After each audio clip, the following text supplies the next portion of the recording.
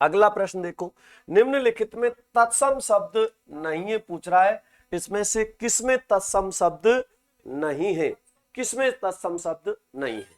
बहुत अच्छा प्रश्न है, कमेंट लगा देना एक साइड में। तो किस शब्द में, निम्नलिखित में तत्सम शब्द नहीं है, कौन सा? देखो, दुर्बल का हो जाएगा दुबला, बहुत ही दुर्बल आदमी है बेचारा, मेरी तरह दुबला पतला, तो दुबला। उर्मिला मीणा जी राधे राधे। आदर, त्योहार और बिंदु, ये जो त्योहार शब्द है ये तद्भव है क्योंकि इसका तत्सम रूप होता है तिथिवार, और तिथिवार को क्या कहते हैं? त्योहार कहते हैं। क्या कहते हैं? त्योहार। गौरव चौधरी भैया, प्रतिमा प्यारी बेटी, प्रियंका शर्मा, स्वागत, अभिनंदन। ठीक है। आदर, अब देखो एक शब्द होता है आश्रय, और आश्रय का होता है आश्रय, आश्रय कहते हैं ना किसी को आश्रय देना, इसका मतलब किसी को आसरा दे रहे हो, किसी को क्या दे रहे हो। अब जैसे शब्द है बिंदु, और बिंदु का क्या हो जाएगा? बिंदी या बूंद हो जाता है। क्या हो जाता है? बूंद। तो इस प्रकार से ध्यान रखना है। तत्सम तद्भव के बारे में मैं पहले भी बता चुका था, इनका थोड़ा सा आप ध्यान रखना क्योंकि ये महत्वपूर्ण शब्द होते हैं, इसलिए इनका ध्यान रखना। ठीक है। आदर का मतलब होता है इज्जत, आदर शब्द तत्सम है जिसका तद्भव रूप होता है इज्जत। हाँ, प्रियंका शर्मा जी, किन्नू मेरी प्यारी बहना, बहुत बहुत स्वागत, अभिनंदन। तो विकल्प तीसरा उत्तर होगा, दुर्बल का दुबला हो गया, आदर इज्जत हो गया, त्योहार तिथिवार, बिंदु बूंद। तो ये तिथिवार तत्सम है, त्योहार तद्भव होता है, विकल्प तीसरा उत्तर होगा। सभी शब्द तत्सम है, तो किसमें सभी शब्द तत्सम है? अब देखो बहुत सरल तरीके से समझाऊंगा, तत्सम तद्भव के बारे में मैं आपको बड़े विस्तार से समझा चुका हूं, इसके मैंने आपको 8 नियम बताए थे। तत्सम और तद्भव की पहचान के 8 नियम बताए थे। सबसे पहला नियम मैंने कहा था, क्षर त्रय ज्ञान श्रीयुक्त शब्द तत्सम होते, तद्भव होने पर क्षय का ख, त्रय का तय, ज्ञा का ज, सिर का सा हो जाता है। दूसरा नियम, अनुस्वार युक्त शब्द तत्सम होते, चंद्र बिंदु युक्त शब्द तद्भव होते हैं। तीसरा नियम, अणे युक्त शब्द तत्सम होते, तद्भव होने पर अणे का न हो जाता है। चौथा नियम आपको बताया था, यसे युक्त शब्द तत्सम होते, तद्भव होने पर यह का जा हो जाता है। पांचवा नियम आपको बताया था, यदि अधूरा र आ जाए या री से युक्त कोई शब्द है तो वो तत्सम होते, तद्भव होने पर या तो इनका र बन जाता है या फिर इनका लोप हो जाता है।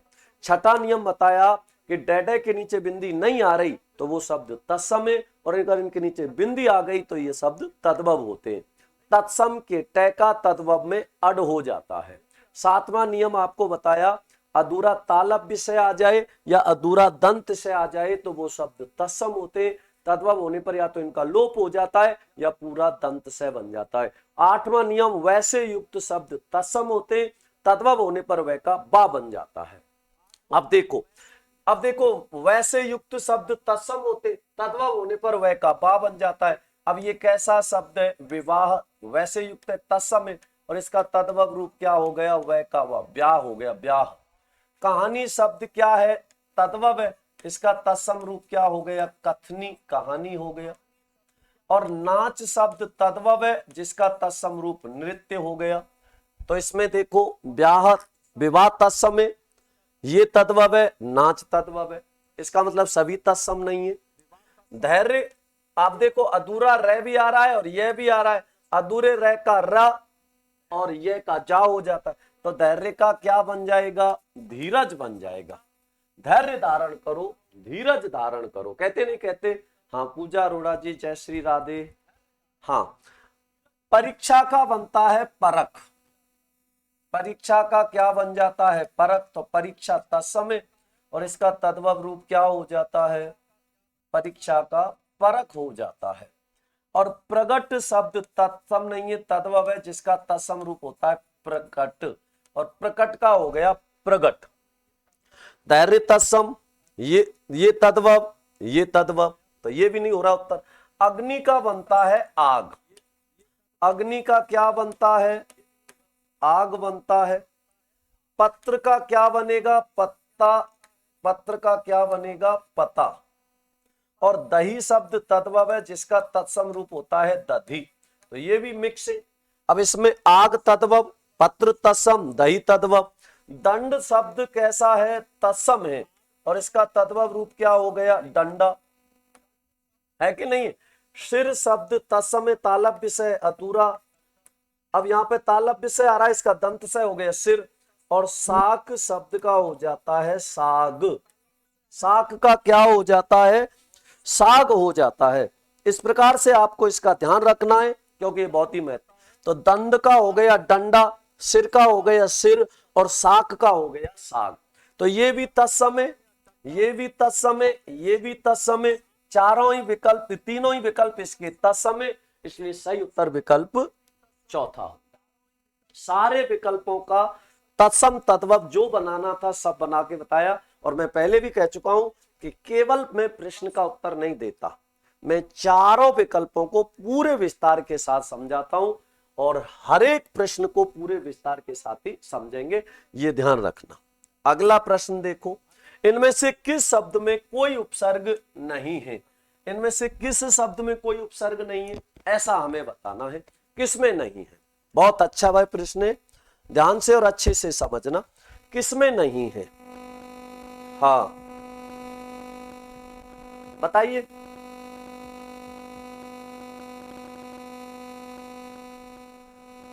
क्योंकि मैं पहले भी कह चुका हूं कि उत्तर आपको बहुत ध्यान से और सोच के देना है, जल्दबाजी में उत्तर नहीं देना है। अब मैं थोड़ा सा कमेंटों पे ध्यान कम दूंगा, क्योंकि कमेंटों की वजह से बहुत ज्यादा क्या होता है? डिस्टर्ब होता है। आप लोगों को खूब पता है, क्योंकि ज्यादा कमेंट देखते हैं तो कमेंटों की वजह से क्या हो जाता है? डिस्टरबेंस होता है, बाद में जो बात देखते हैं उसके लिए, है ना। और मैंने आपसे वादा किया था कि ये जो 9 बजे वाली क्लास है, 8 बजे 9 बजे, तो ये रेगुलर चलेगी। ये क्लास आपकी अब रुकेगी नहीं, ठीक है? ये क्लास उसी दिन रुकेगी आपकी जिस दिन सांसें रुकेंगी, उससे पहले ये क्लास आपकी नहीं रुकने वाली है, ठीक है ना। हाँ, कोई दिक्कत आए या आवाज में कोई दिक्कत आ जाए या किसी तरह का कोई वो हो तो आप कमेंट करके जरूर बता देना, ठीक है।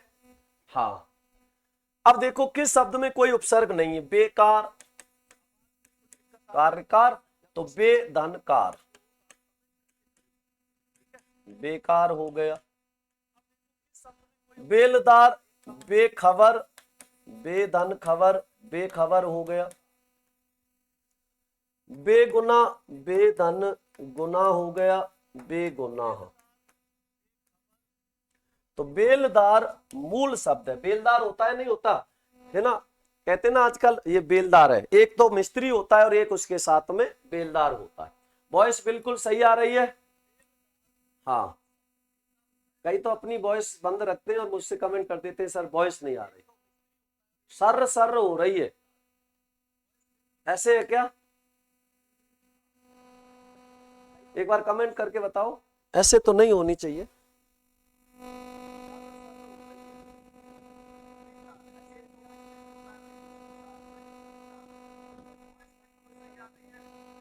सही तो आ रही है? ओके, खुद के मोबाइल में देख लिया करो रत्ना बेटी। अब देखो आगे, अगला प्रश्न क्या है? किस विकल्प में तत्सम और तद्भव दोनों प्रकार के शब्द समाहित हैं? बहुत ध्यान से समझना, पूरा विस्तार से सब। अभी वापस से आ रही है एकदम, कहां सही तो चल रही है, हैं?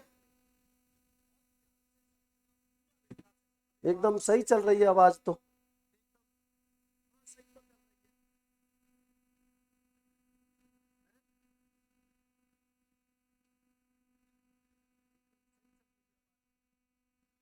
एकदम सही है आवाज। देखो, आंख, काक, आम, अंक का बनेगा आंख, अंक का क्या बनेगा? आंख, और आंख में चंद्र बिंदु आता है, अंक में नहीं आता, तो चंद्र बिंदु युक्त शब्द तद्भव होते हैं। काक शब्द तत्सम है, इसका तद्भव हो जाएगा कौआ, काक का क्या बनेगा? कौआ। और आम शब्द तद्भव है, इसका तत्सम रूप होता है आम्र, आम्र का बन जाता है आम, क्या बन जाता है? आम बन जाता है, ठीक है। अब देखो आगे, आम्रलक, आमलक का क्या बन जाता है? आमला, आमलक आमला होता है। अमावस्या का बनता है अमावस, अमावस्या, और अमावस्या का क्या बन जाता है? अमावस बन जाता है। और कपोत का बन जाता है कबूतर, कपोत का क्या बन जाता है? कबूतर बन जाता है। राधे राधे रितु शर्मा जी। मैं आज थोड़ा सा कमेंटों पे ध्यान कम दे रहा हूं, मैं केवल आपकी क्लास पे पूरा ध्यान है। आश्रय का बनेगा आसरा। अब मैं कमेंटों पे कम ही दे करूंगा ध्यान, क्योंकि कमेंट से बाद में डिस्टर्ब होता है। पकवान का बनता है पकवान, पकवान का क्या बनता है? पकवान बनता है। और दधी का बन जाता है दही, दधी शब्द तत्सम है जिसका तद्भव रूप दही हो जाता है ना। अब ग्राम का बन गया गांव, तो ग्राम तत्सम गांव तद्भव है। व्याघ्र का बनता है बाघ, व्याघ्र का बन जाता है बाघ। और वृश्चिक का बनता है, वैसे युक्त शब्द है कि नहीं, तत्सम तद्भव में वह का बा हो गया, तो वृश्चिक का क्या बन गया? बिच्छू बन गया। वृश्चिक का क्या बनेगा? बिच्छू बनेगा। अब देखो तत्सम और तद्भव दोनों प्रकार के शब्द समाहित हैं। किसमें समाहित है? अब यहां देखो ये तद्भव है, ये का है काक और आम, तो ये समाहित है दोनों। आमला, अमावस, कबूतर, ये तद्भव, आसरा, पकवान, दही, तद्भव तद्भव इसमें मिक्स आ रहे हैं, क्योंकि आंख तद्भव, काक तत्सम, आम तद्भव मिक्स किस में आ रहे? इसमें आ रहे। तो विकल्प पहला उत्तर होगा कि नहीं होगा? यही इसका उत्तर होगा, क्योंकि आंख तद्भव, काक तत्सम, आम तद्भव, उत्तर विकल्प पहला हो जाएगा। ऐसे उदाहरणों का स्क्रीनशॉट ले लिया करो, ये बहुत काम आते हैं। और आपको अच्छे से पता है अधिकांशतः पेपरों में प्रश्न रिपीट होते रहते हैं, तो यही इसका उत्तर होगा। स्क्रीनशॉट लेना चाहो तो आप स्क्रीनशॉट ले सकते हो। आगे देखो अगला प्रश्न क्या है? निम्नलिखित में देशज शब्द है। मैं आपको पहले भी समझा चुका हूं, बता चुका हूं, देशज शब्द वे शब्द होते हैं जिनका जन्म देश में ही हुआ है, अर्थात ऐसे शब्द जिनकी उत्पत्ति का कोई स्रोत नहीं होता, क्षेत्रीय जनता के द्वारा अपनी आवश्यकता के अनुसार गढ़ लिए गए या रच लिए गए शब्द देशज शब्द कहलाते। जैसे बाप, बुद्धू, लोटा, मुक्का, घेवर, भिंडी, बाजरा, उपला, छोरा, छोरी, दीदी, पटाखा, खिड़की, खुरपा, परात, बड़बड़ाना, फड़फड़ाना, मिमियाना, बलबलाना, खिटखिटाना, इस प्रकार से ये सभी शब्द देशज शब्द होते, क्योंकि इनकी उत्पत्ति का कोई स्रोत नहीं। ठीक है। उलूखल का हो जाता है ओखली, उलूखल का क्या हो जाता है? ओखली, है ना। कपाट का हो जाता है किवाड़। अब वो सारे नियम काम आ रहे हैं कि नहीं आ रहे? अब तय से युक्त शब्द तत्सम होते हैं और तद्भव होने पर तय का अड़ हो जाता है, तो कपाट का किवाड़, करपट का कपड़ा, परपट का पापड़, मरकटी का मकड़ी, घोटक का घोड़ा, पट का पट। अब इसी प्रकार वट का बड़। तो हो रहा है कि नहीं हो रहा? ये ध्यान रखना। ठीक है। अब यहां देखो टोटका और टेंटुआ। आप कई बार कहते हो ना, मैं तेरा क्या दबा दूंगा? टेंटुआ दबा दूंगा। क्या कह रहे हो? रोटी खिचड़ी लाइए, तो सही तो है? क्या दिक्कत आ रही है?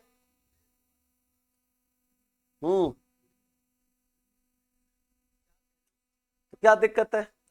तो कई बार आप कहते हो ना, मैं तेरा क्या दबा दूंगा? टेंटुआ दबा दूंगा। टेंटुआ कैसा शब्द है? देशज शब्द है। टोटका त्रोटक नहीं होता, तंत्र होता है, जंतर तंत्र, तंत्र कर दिया उसने, है ना। तंत्र मतलब टोटका, तंत्र होता है टोटका। ठीक है। तो विकल्प तीसरा उत्तर होगा। किस वाक्य में विदेशी मूल के शब्द नहीं है? मतलब कहने का है पूरे वाक्य में कोई भी शब्द विदेशी मूल का नहीं होना चाहिए। अब जैसे पहला वाक्य, इस प्रश्न का उत्तर मुझे मालूम है। अब मालूम विदेशी भाषा का शब्द है। उसने मुझे आवाज दी, उसने मुझे आवाज दी, इसका मतलब ये विदेशी भाषा का शब्द है। कार और बस दोनों विदेशी भाषा के, वह सदैव सच बोलता है, तो सत्य का सच तद्भव हो गया। इसका मतलब आवाज, कार, बस, मालूम ये विदेशी भाषा के शब्द। विकल्प चौथा उत्तर हो जाएगा, क्योंकि इसमें कोई भी विदेशी भाषा का नहीं है। सत्य का सत्य तद्भव हो गया। किस विकल्प में कोई भी विदेशी मूल का नहीं है, कोई भी विदेशी मूल का नहीं है। अब आप विदेशी मूल के देख लो, खूब प्रश्न आ रहे हैं कि नहीं आ रहे, तत्सम तद्भव के खूब प्रश्न आ रहे हैं कि नहीं आ रहे, देशज के खूब प्रश्न आ रहे हैं कि नहीं आ रहे। आप लोग इनको छोड़ देते हो, हल ही नहीं करते। आप सोच लेते हो तत्सम तद्भव देशज विदेशी इतने सारे कहां याद होंगे, छोड़ देते, नहीं, सब कुछ याद होगा। सारे विदेशी भाषा के शब्दों को दोहे में याद कराऊंगा, और एक बार पढ़ना है, दोबारा नहीं पढ़ने, तोते की तरह याद हो जाएंगे, जीवन में नहीं भूलोगे। मनीषा मीणा जी बहुत बहुत स्वागत, अभिनंदन है। हाँ सर, आज तो आपकी शक्ल ही अलग रही है, रीड के बाद आज देखें केवल आवाज पहचान में आई है। बहुत बहुत शुभकामनाएं मनीषा मीणा जी। अब देखो, कोई भी विदेशी मूल का नहीं है। अब देश विदेशी मूल का है, खुशी नहीं है। एकल अकेला, अकेला तत्सम तद्भव है, और इसका तत्सम रूप होता है एकल, एकल अकेला। और साहस, अब साहस शब्द कैसा है, साहस, साहस शब्द एकल का अकेला हो गया, और साहस भी तद्भव है, कैसा है, तद्भव है, साहस, सहस्र साहस। देहात विदेशी मूल का है। चेहरा और मौसम दोनों फारसी भाषा के, देहात भी किसका शब्द है, फारसी का, ये फारसी भाषा का शब्द है, स्क्रीनशॉट ले लेना, अभी थोड़ा लिख दूं मैं, ये फारसी भाषा का। इधर चेहरा और मौसम, अब चेहरा फारसी भाषा का है, मौसम मौसिम से बना है, और ये अरबी भाषा का शब्द है, किसका शब्द है, अरबी भाषा का शब्द है, ठीक है ना। दोस्त किसका शब्द है, फारसी भाषा का शब्द है, दोस्त भी किसका शब्द है, फारसी भाषा का शब्द है। इस प्रकार से स्क्रीनशॉट ले लेना, अच्छे और महत्वपूर्ण उदाहरण है, ये कई बार पेपर में पूछे जाते हैं, इसलिए आप ध्यान रखना इसका, ठीक है ना। साहस जो शब्द है ये विदेशी का थोड़ी है, उत्साह ये तद्भव शब्द है, उत्साह का होता है साहस, उत्साह साहस। स्क्रीनशॉट ले लो और अगले प्रश्न पर बढ़ते हैं। साहस का तत्सम बताओ, मुझे पता था छोटी मेघवाल कि आप वो जरूर पूछोगे, है ना। आगे चलो, किस विकल्प के सभी शब्द तद्भव शब्द हैं। अब तद्भव पूछ रहा है, देख सकते हो कितने आ रहे, तत्सम तद्भव। देहात को देहांत समझ लिया, नहीं राम स्वामी भैया, देहांत नहीं है। हाँ, अब देखो, सहस्र सहज हो जाता है, सहस्र सहज हो जाएगा, सहस्र सहज हो जाएगा, ठीक है, सहस्र भी कर देते, और सहज का सरल भी हो जाता है। अब सभी तद्भव शब्द पूछ रहा है, कौन से सभी तद्भव शब्द है, सहज, सहज, सहस्र भी या सरल, सहज सरल। संयोग का संयोग, अब यह का जय हो गया कि नहीं हो गया, संयोग का संयोग हो गया तो यह का जय हो गया, और समुद्र का समंदर हो गया, समुद्र का समंदर हो जाएगा, क्योंकि अधूरा रह है, पूरा रह बन जाएगा। आगे देखो, गात का मतलब होता है गात्र, गात कहते हैं शरीर को, तो गात्र का गात हो गया। गिराहक का गाहक हो गया, तो इसका क्या हो जाएगा, गिराहक, और ग्राहक का गाहक हो जाएगा। अणे युक्त शब्द तत्सम होते, तद्भव होने पर अणे का नय हो जाता है। गणपति का गणपति हो जाएगा, गणपति बप्पा मौर्य। चंद्र बिंदु युक्त शब्द तद्भव होते, अनुस्वार आ गया चंद्र, ये तत्सम हो गया। झरना, झरना क्या होगा, झरना, झरना हो गया, और झुंड, झुंड हो जाएगा, झुंड, झुंड समूह को कहते हैं, झुंड समूह। आगे देखो, छकड़ा सकट का होता है छकड़ा, तो सकट तत्समय तद्भव छकड़ा हो गया। कज्जल तत्समय काजल हो गया, और क्षेत्र शब्द तत्समय, इसका तद्भव खेत हो जाएगा, क्षेत्र का खेत हो जाएगा।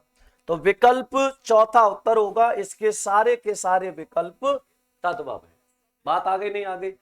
गात का गधा नहीं होता क्या, अरे राम स्वामी भैया, गधा होता है गर्दभ का, गर्दभ, गधा और गधा, गात्र का गात होता है, गधा का गर्दभ होता है, और गर्दभ का तद्भव रूप क्या हो जाता है, गधा होता है, गर्दभ गधा। ठीक है, राधे श्याम गुजर भैया बहुत बहुत स्वागत, अभिनंदन। पिछले पे सही टिक नहीं लगाया। तो सभी विदेशी मूल के नहीं है। विदेशी मूल के कौन से नहीं है, दोस्त है, एकला और साहस, ये दोनों कैसे हैं, तद्भव है। तो दूसरा उत्तर था इसका। अगला प्रश्न चौथा, इसका उत्तर हो गया विशेषण से बनी भाववाचक संज्ञा नहीं है। अब देखो ध्यान से सुनो, भाववाचक संज्ञा का निर्माण हम कितने प्रकार से करते हैं, 5 प्रकार से। सबसे पहली जातिवाचक संज्ञा से भाववाचक संज्ञा, जातिवाचक संज्ञा से भाववाचक संज्ञा। दूसरा सर्वनाम से भाववाचक संज्ञा। तीसरा विशेषण से, अब इनके उदाहरण बताऊंगा सभी के, विशेषण से भाववाचक संज्ञा। चौथा क्रिया से भाववाचक संज्ञा और अव्यय से भाववाचक संज्ञा। अव्यय से भाववाचक संज्ञा। बात आ गई समझ में। अब प्राथमिकता, प्रथम से बन गया प्राथमिकता, प्रथम विशेषण है। सुंदर विशेषण से बन गया सुंदरता, सुंदर विशेषण है। सम विशेषण से बन गया समता और मम सर्वनाम से बन गया ममता। अब मम क्या है, सर्वनाम है। मम क्या है, सर्वनाम है। अब मान लो मैं आपसे पूछ लेता कि सौंदर्यता, अब ये सौंदर्यता जो शब्द है ये किससे बना है, विशेषण से, संज्ञा से या अव्यय से, या इनमें से कोई नहीं। आपसे मैंने पूछा कि ये जो सौंदर्यता शब्द है, ये सौंदर्यता शब्द किससे बना है, संज्ञा से, सर्वनाम से, विशेषण से या अव्यय से। क्या उत्तर दोगे आप? सर क्वेश्चन ज्यादा लाया करो थोड़ा। अरे मनीषा मीणा 100 क्वेश्चन है, खूब सारे क्वेश्चन लेके आया हूं, घबराओ। हाँ क्या होगा?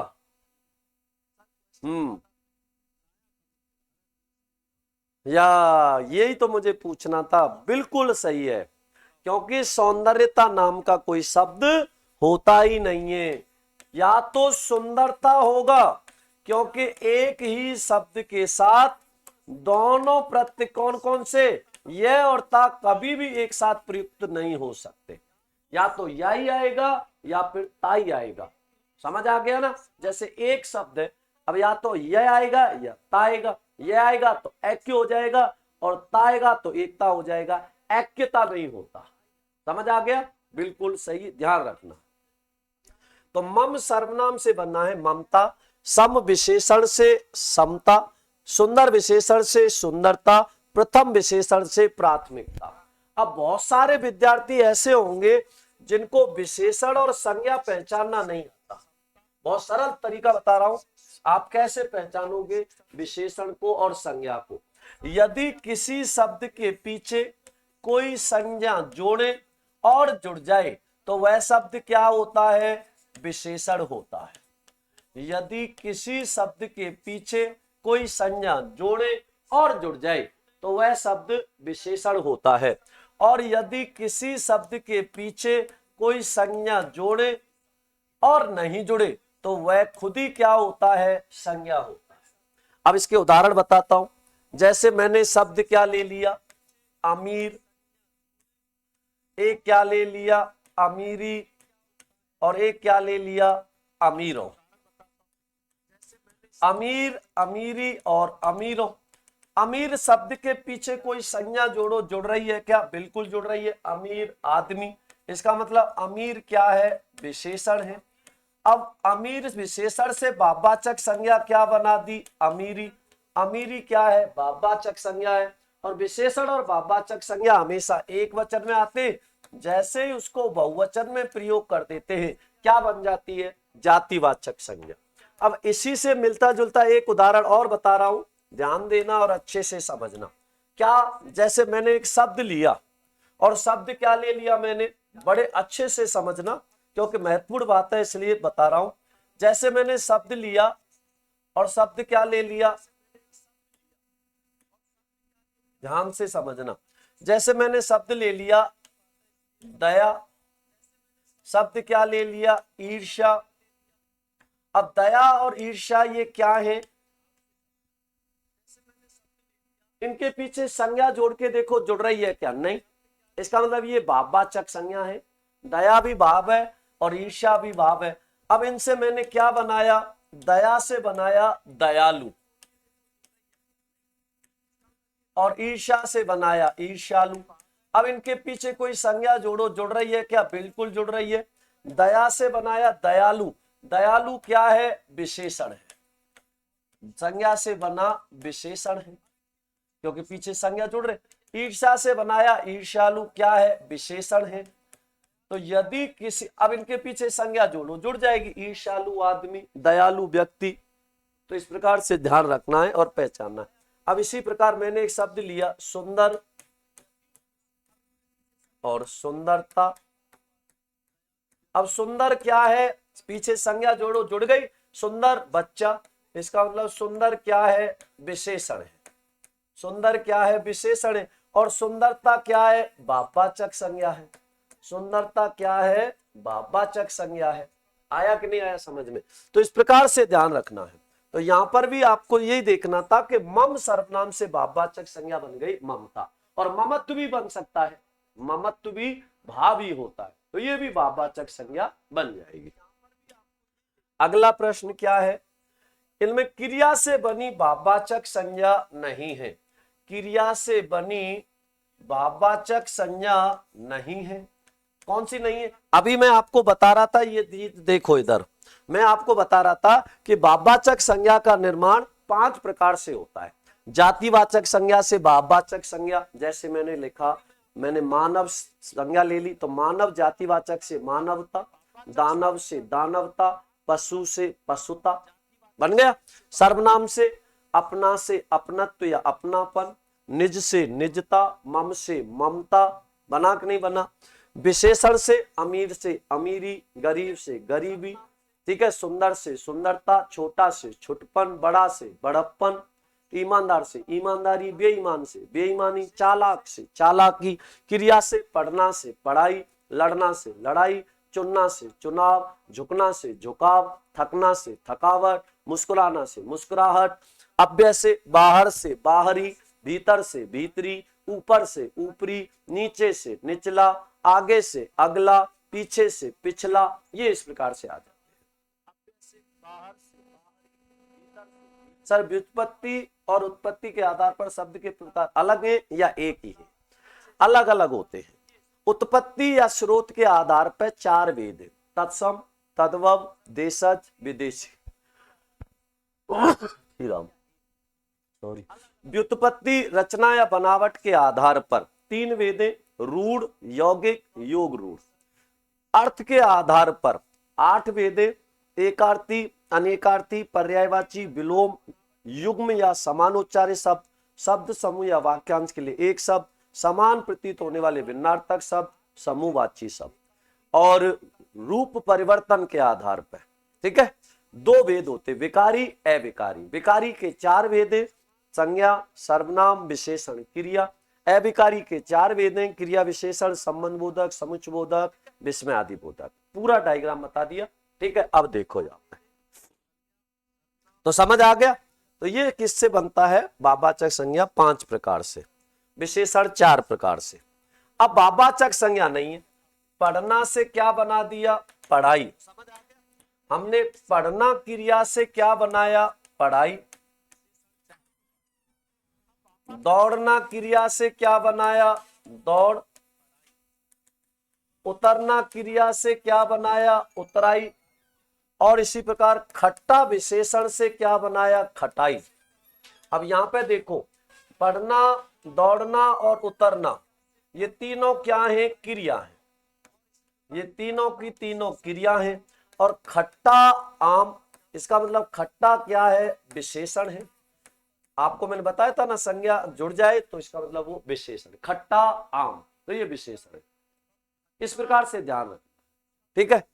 तो उत्तर क्या होगा इसका, तो क्रिया से बनी भाववाचक संज्ञा, तो कौन सी नहीं है, खटाई नहीं है, क्योंकि ये विशेषण से बनी भाववाचक संज्ञा है।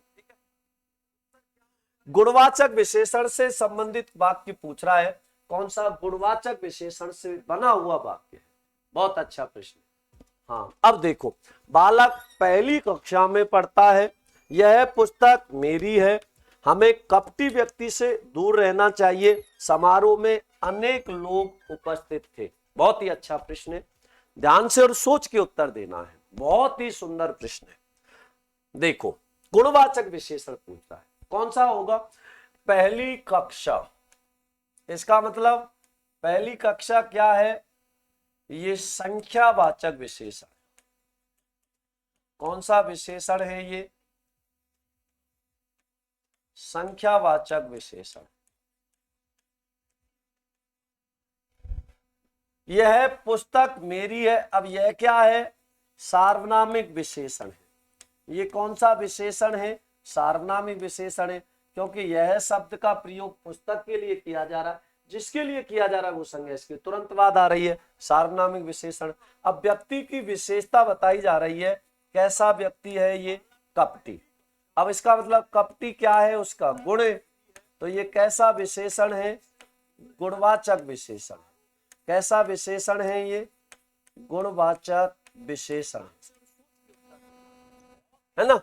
अनेक लोग, अब लोगों की संख्या बताई जा रही, अनेक अनिश्चित संख्यावाचक विशेषण है। कैसा विशेषण है ये, अनिश्चित संख्यावाचक विशेषण, क्योंकि एक अनेक, इसका मतलब अनिश्चित संख्यावाचक। तो गुणवाचक विशेषण कौन सा है, विकल्प तीसरा गुणवाचक विशेषण है, जिसका आपको ध्यान रखना है। बात आ गई समझ में। अब आगे बढ़ते हैं।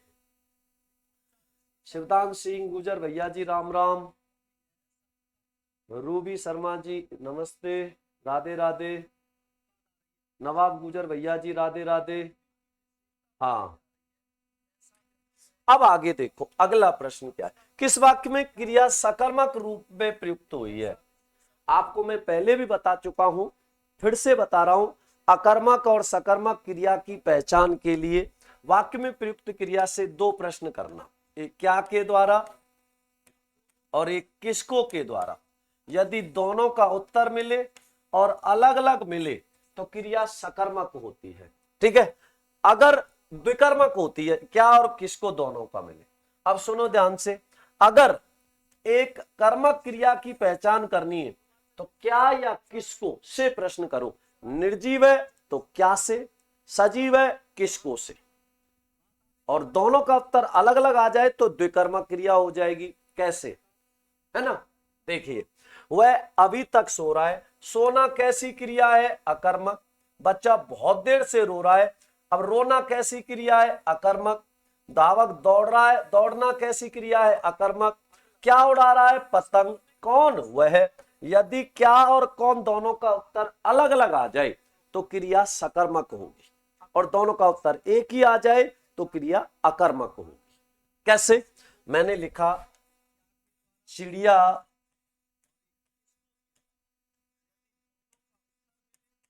आकाश में उड़ रही है, चिड़िया आकाश में उड़ रही है।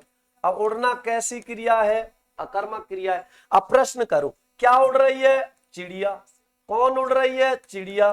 क्या और कौन दोनों का उत्तर एक ही आ रहा है, इसका मतलब करता है, तो चिड़िया करता है, उड़ना क्रिया है, आकाश स्थान है। तो यहाँ कहीं भी कर्म आया है क्या, नहीं आया, इसलिए क्रिया कैसी होगी, अकर्मक क्रिया होगी। चिड़िया आकाश में उड़ रही, इसलिए कैसी, अकर्मक क्रिया है ना। बहुत अच्छा प्रश्न, बिल्कुल। तो ये ध्यान रखना है, तो विकल्प चौथा उत्तर होगा। किस विकल्प में सभी संज्ञा शब्द क्रिया शब्दों से निर्मित है, संज्ञा शब्द क्रिया शब्दों से निर्मित है, ऐसे पूछ रहा है। कौन से है, सालू अरोड़ा जी नमस्ते, ध्यान से सुनो। दरोगा के लिए पूछ रहे हैं कि दरोगा किस भाषा का शब्द है, दरोगा उर्दू भाषा का आता है जो तुर्की से परिवर्तित होके बना है ना।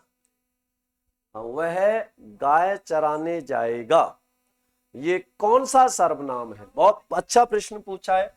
वह, लेकिन सरल बहुत पूछा है। गाय चराने, प्रश्न अच्छा पूछा है लेकिन सरल बहुत पूछा है। वह गाय चराने जाएगा।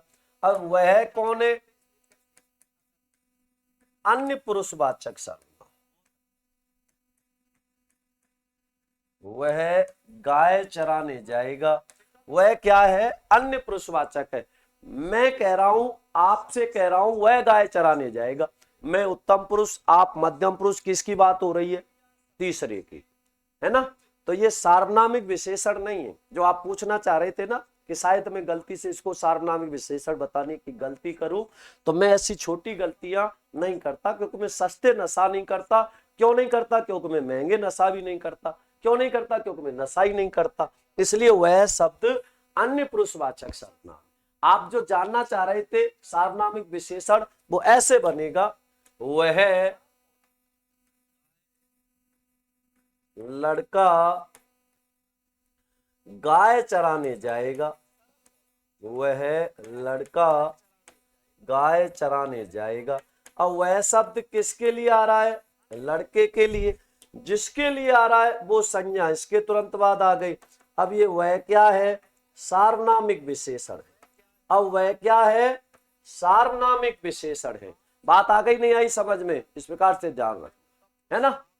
मेरा खिलौना टूट गया में कौन सा सर्वनाम है? टीना मेघवाल जी, बहुत अच्छा प्रश्न पूछा है आपने ये भी। मेरा, इसका उत्तर दो आप, फिर मैं समझाऊंगा इसका उत्तर क्यों होगा। मेरा खिलौना टूट गया, कौन सा सर्वनाम होगा? तो इसमें तो बोलते ही पता लग रहा है। पुरुषोत्तम बैरवा जी, भैया नमस्ते, स्वागत है। अरे इसका तो बोलने से ही पता लग गया, मेरा खिलौना टूट गया। बहुत अच्छा, हाँ, उत्तम पुरुषवाचक, वेरी गुड। मेरा खिलौना टूट गया, और इसका उत्तर क्या आएगा? उत्तम पुरुषवाचक सर्वनाम। गलत उत्तर है उत्तम पुरुषवाचक। उत्तम पुरुषवाचक सर्वनाम होता तो ये इसको पूछते ही नहीं। उत्तम पुरुषवाचक सर्वनाम नहीं है तभी तो पूछा है, क्योंकि ये संबंधवाचक सर्वनाम है। मेरे और खिलौने के बीच संबंध का बोध कराया जा रहा है। र खिलौना, समझ आ गया? हाँ सर, एक क्लास में सारे टॉपिक के क्वेश्चन है क्या? बिल्कुल पूजा जी, सारे टॉपिक के क्वेश्चन है ना। ममता कुमारी जी, राधे राधे। तो खिलौने और मेरे बीच संबंध का बोध करा रहा है, इसलिए संबंधवाचक सर्वनाम। समझ आ गया ना? तो इसलिए इसीलिए तो इसको पूछा है, नहीं तो ये अगर उत्तम पुरुष होता तो पूछते ही नहीं। समझ आ गया? अगर विकल्प में संबंध नहीं दे तो उत्तम पुरुषवाचक करना। आ गया ना समझ में? ये ध्यान रखना। राधी रे, काकी के, नानी ने, इसमें आते। अब संज्ञा शब्द क्रिया शब्दों से, भूलना क्रिया से बना है भूल, भूलना क्रिया से बना है भूल, और हंसना क्रिया से बना है हंसी। शिक्ष मूल धातु से बना है शिक्षा, शिक्ष मूल धातु से बना है शिक्षा, और अच्छा विशेषण से बना है अच्छाई। मीठा विशेषण से बना है मिठास, मीठा विशेषण से, और चुनना क्रिया से बना है चुनाव, चुनना क्रिया से बना है चुनाव।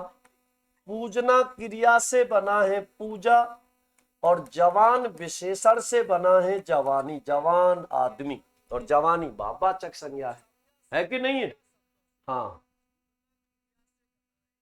हाँ, तो पुरुषवाचक का भेद तो आएगा उत्तम पुरुष।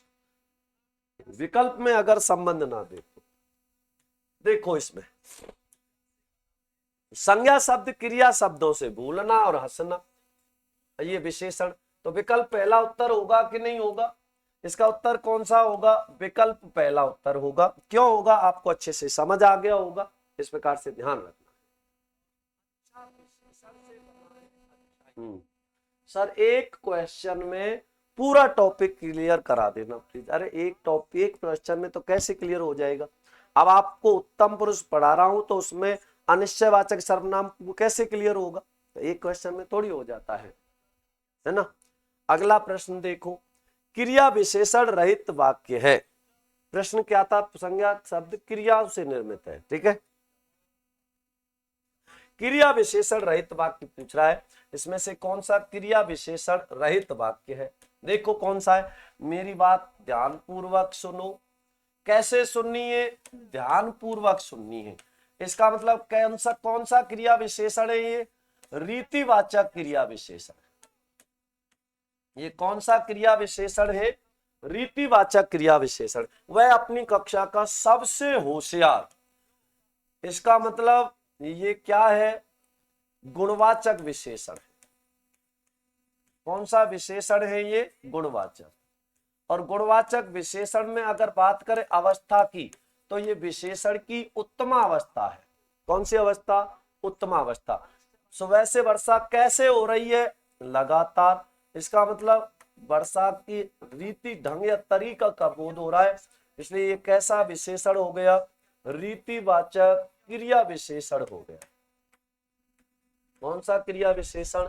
रीतिवाचक क्रिया विशेषण हो गया। वह कैसे गया है? अचानक।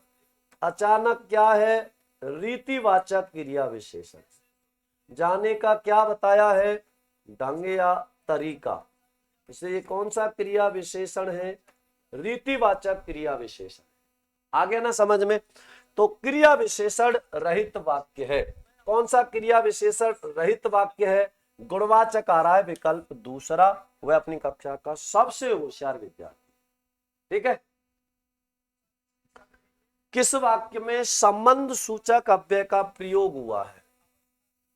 संबंध सूचक अव्यय का प्रयोग हुआ है। किसमें हुआ है? अपराधी ने पुलिस के सामने झूठ बोला। वह बहुत देर से जौका त्यों खड़ा है। कैसे खड़ा है? जौका त्यों। खड़ा होने का ढंग या तरीका। मेरा गांव पास में ही है, तो रा गांव संबंधवाचक। मैं वहां कदापि नहीं जाऊंगा। कब नहीं जाऊंगा? कदापि नहीं जाऊंगा, कालवाचक हो गया। तो क्या पूछ रहा है? संबंध सूचक। और संबंध सूचक अव्यय क्या होते हैं? जो परसर्ग के साथ आते हैं। अब सुनो ध्यान से, एक होता है क्रिया विशेषण, एक होता है संबंध सूचक अव्यय। बाहर, भीतर, ऊपर, नीचे, आगे, पीछे, सामने, समीप। अगर ये अकेले आ रहे हैं तब तो ये क्या है? क्रिया विशेषण है। और अगर ये किसी परसर्ग के साथ जुड़ के आ रहे, के सामने, के आगे, के पीछे, के ऊपर, के नीचे, के सामने, के समीप, अब ये संबंध सूचक अव्यय हो जाए। बात नहीं आई वही समझ में तो बता देता हूं। क्या अंतर होता है क्रिया विशेषण और संबंध सूचक अव्यय में? अंतर। क्रिया विशेषण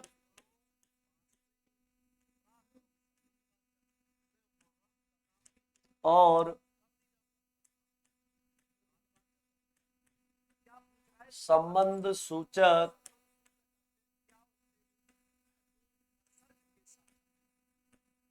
अव्यय में अंतर।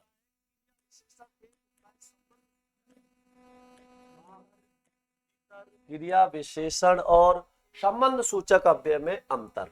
देखो क्या अंतर है, ध्यान देना। मैंने लिखा वह बाहर बैठा है। मैंने क्या लिखा? वह बाहर बैठा है। कहां बैठा है? बाहर। बाहर क्या है? स्थानवाचक क्रिया विशेषण। वह घर के बाहर बैठा है। अब ये कहां आ गया? के बाहर। तो एक तो आ गया बाहर और एक क्या आ गया? के बाहर। अब ये के बाहर क्या है? संबंध सूचक अव्यय है। घर और उसके बीच संबंध कब होता है? शर्मिला खान, मेरी प्यारी बहना, शुभ संध्या, बहुत बहुत स्वागत, अभिनंदन। आगे देखो,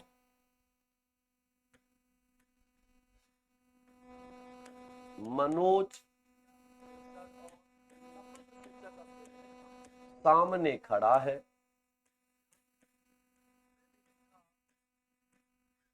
यहां पर लिखा मैंने मनोज मेरे सामने खड़ा है। मनोज मेरे सामने खड़ा है, तो रे सामने आ गया।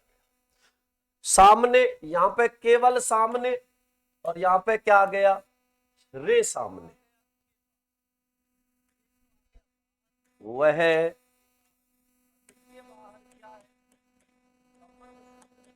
आगे आगे चल रहा है। वह आगे आगे चल रहा है। और मैंने यहां क्या लिखा? वह मेरे आगे आगे चल रहा है।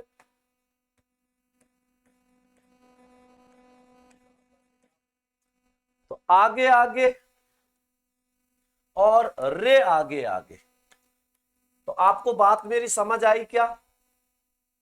क्लियर हो रहा है? आगे देखो,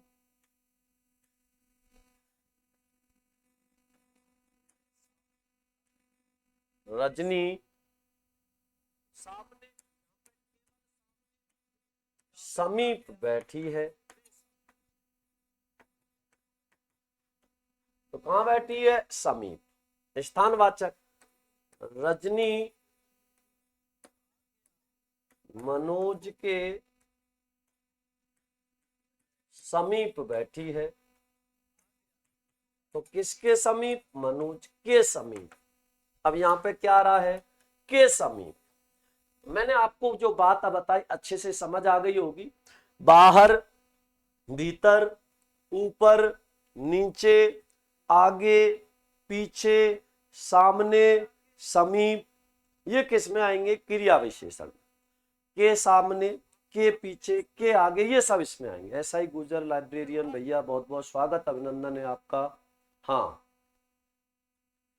आ गया? नहीं आया समझ में? स्क्रीनशॉट ले लेना। ऐसे प्रश्नों को ज्यादा पूछा जाता है जो कंफ्यूजन वाले होते हैं, इसलिए आप इनका ध्यान रखना, क्योंकि ये बहुत ही महत्वपूर्ण प्रश्न होते हैं और पेपर में बहुत ज्यादा पूछे जाते हैं। स्क्रीनशॉट ले लिया करो ऐसे प्रश्नों का, है ना? हाँ,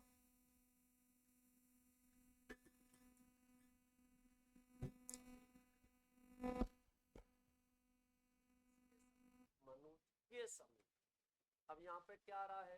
के समूह। मैंने आपको जो बात बताई अच्छे से समझ आ गई होगी। बाहर, भीतर, ऊपर, नीचे, आगे, पीछे, सामने, समीप, ये किस में आएंगे? क्रिया विशेषण। आ रहा है समझ में? अगला प्रश्न देखो, ठीक है? पहला प्रश्न समझ आ गया ये। अगले प्रश्न पे बढ़ते हैं। विस्मय आदि बोधक शब्दों के संबंध में कौन सा कथन सही है?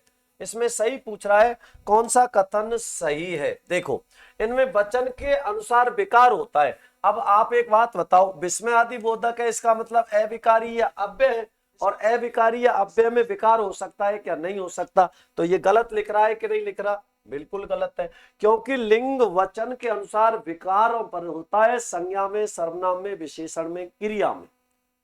अविकारी अव्यय में नहीं होता। गलत लिख रहा है। ये केवल शोक और घृणा का भाव प्रकट करते हैं, गलत बात है। हर्ष का भी करेंगे, शोक का भी करेंगे, घृणा का भी करेंगे, विस्मय का भी करेंगे, तो ये भी बात गलत लिख रही है। ये वाक्य रचना के अनिवार्य घटक होते हैं, ये बिल्कुल गलत बात लिख रही है, क्योंकि वाक्य रचना के अनिवार्य अंग या घटक होते हैं उद्देश्य और विधेय। उद्देश्य और विधेय। उद्देश्य कहते हैं कर्ता और कर्ता के विस्तारक को, और विधेय कहते हैं वाक्य के पूरे वाक्य को, अर्थात सब इसके बाद मान लो मैं कहूं कर्म, कर्म का विस्तारक, क्रिया, क्रिया का विस्तारक, पूरक, पूरक का विस्तारक, ये विधेय होता है। अब यहां देखो ये प्राय वाक्य के प्रारंभ में, हाँ ये बात हम मान सकते हैं, इनका प्रयोग हम कहां करते हैं, वाक्य के प्रारंभ में, जैसे हे भगवान, ओहो, अरे, क्या, बाबा, शाबाश, छी छी, तो ये सब कहेंगे प्रारंभ।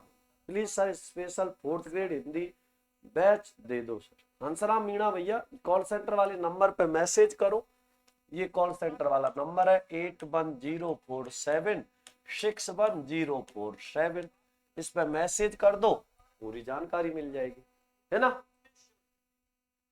अगला प्रश्न देखो, किस वाक्य में निपात का प्रयोग नहीं हुआ।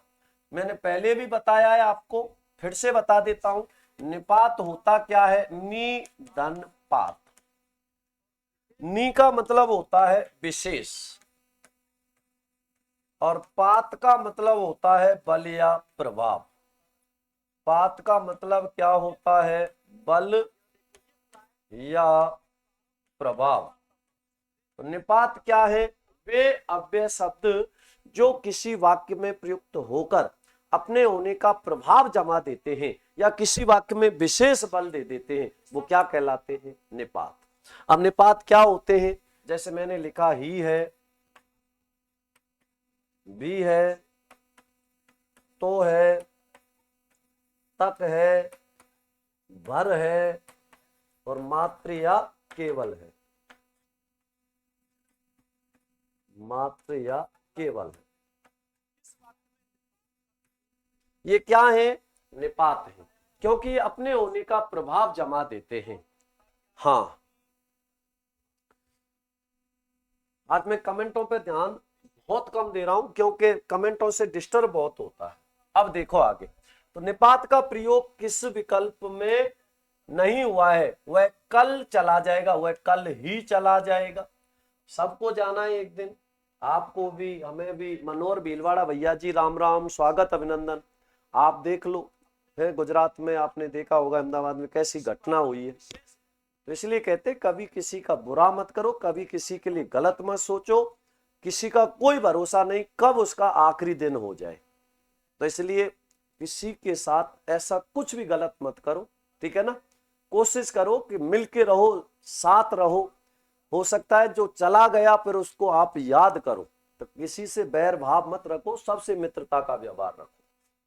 वह कल ही चला जाएगा, पैसे के लिए ही केवल इतने पागल मत हो, क्योंकि आपने देखा इस प्लेन दुर्घटना में पैसे वाले, अच्छे अच्छे पैसे वाले भी सब कुछ छोड़ के यहीं पर चले गए, तो कोई साथ लेके नहीं जाएगा। पैसे के लिए अपने रिश्ते, पैसे के लिए अपना व्यवहार, पैसे के लिए अपनापन बिल्कुल खत्म मत करो। पैसा आज नहीं है तो कल होगा, कोई बड़ी बात थोड़ी है। मेहनत करो एक बार, आज नहीं तो कल होगा, कल नहीं तो परसों होगा। लेकिन जो व्यवहार है, जो मित्रता है, जो आपका सम्मान है, आपके प्रति दूसरे के, एक दूसरे के प्रति प्यार है, जरूरी थोड़ी है कि वो हमेशा रहे। एक छोटे से कागज के टुकड़े के पीछे आप किसी से अपने रिश्ते खराब मत करो, ठीक है ना। परेशानी सबके जीवन में आती है। किसी समय मेरे पास इतना पैसा था, खाते में 70-70, 80-80 लाख रुपए रहते थे, आज स्थिति ये नहीं है, तो इसका मतलब ये थोड़ी है कि अपन टेंशन में आएंगे, नहीं, आज नहीं तो कल होगा, कल नहीं तो परसों होगा। तो पैसा कोई बड़ी चीज नहीं है, ठीक है ना, इसलिए मस्त रहो, टेंशन नहीं लेनी। हाँ, हर पल ऐसे जियो जैसे आखिरी हो, बिल्कुल सही है। हाँ, तो इसलिए पैसे के लिए कभी रिश्ते नहीं बिगाड़ने। मैं उसके साथ जाऊं, मैं भी उसके साथ जाऊंगा, देख लो, ठीक है। एक व्यक्ति इतनी बड़ी दुर्घटना से मैं बच गया, इसका मतलब भगवान का आशीर्वाद है, नहीं तो कहां कोई सोच सकता है कि उसमें कोई बच सके। इतनी भयंकर 1.25 लाख लीटर पेट्रोल डीजल जो भी है फ्यूल उसमें था। मुझे 1 गिलास दूध चाहिए, वह तो आज जाए, आज जाएगा, वह तो आज जाएगा। तो इसमें कहीं भी क्या नहीं है, निपात नहीं है, ही भी तो, इसमें कहीं भी निपात नहीं है ना। विकल्प तीसरा उत्तर होगा। किस वाक्य में क्रिया अकर्मक रूप में प्रयुक्त हुई है, किस वाक्य में क्रिया कर्मक रूप में प्रयुक्त हुई है। हाँ बिल्कुल, सीमा वर्मा बुक मिल गई है, बहुत बहुत शुभकामनाएं। ये जरूर बताना एक बार पढ़ के बुक कैसी लगी, क्या मेरी मेहनत सार्थक हुई या नहीं हुई, ये जरूर बताना। बहुत जल्दी थ्योरी वाली बुक आने वाली है अपनी, बहुत जल्दी। वह बिना बात ही हंस रही है, अकर्मक रूप में। हंसना कैसी क्रिया है? अकर्मक है।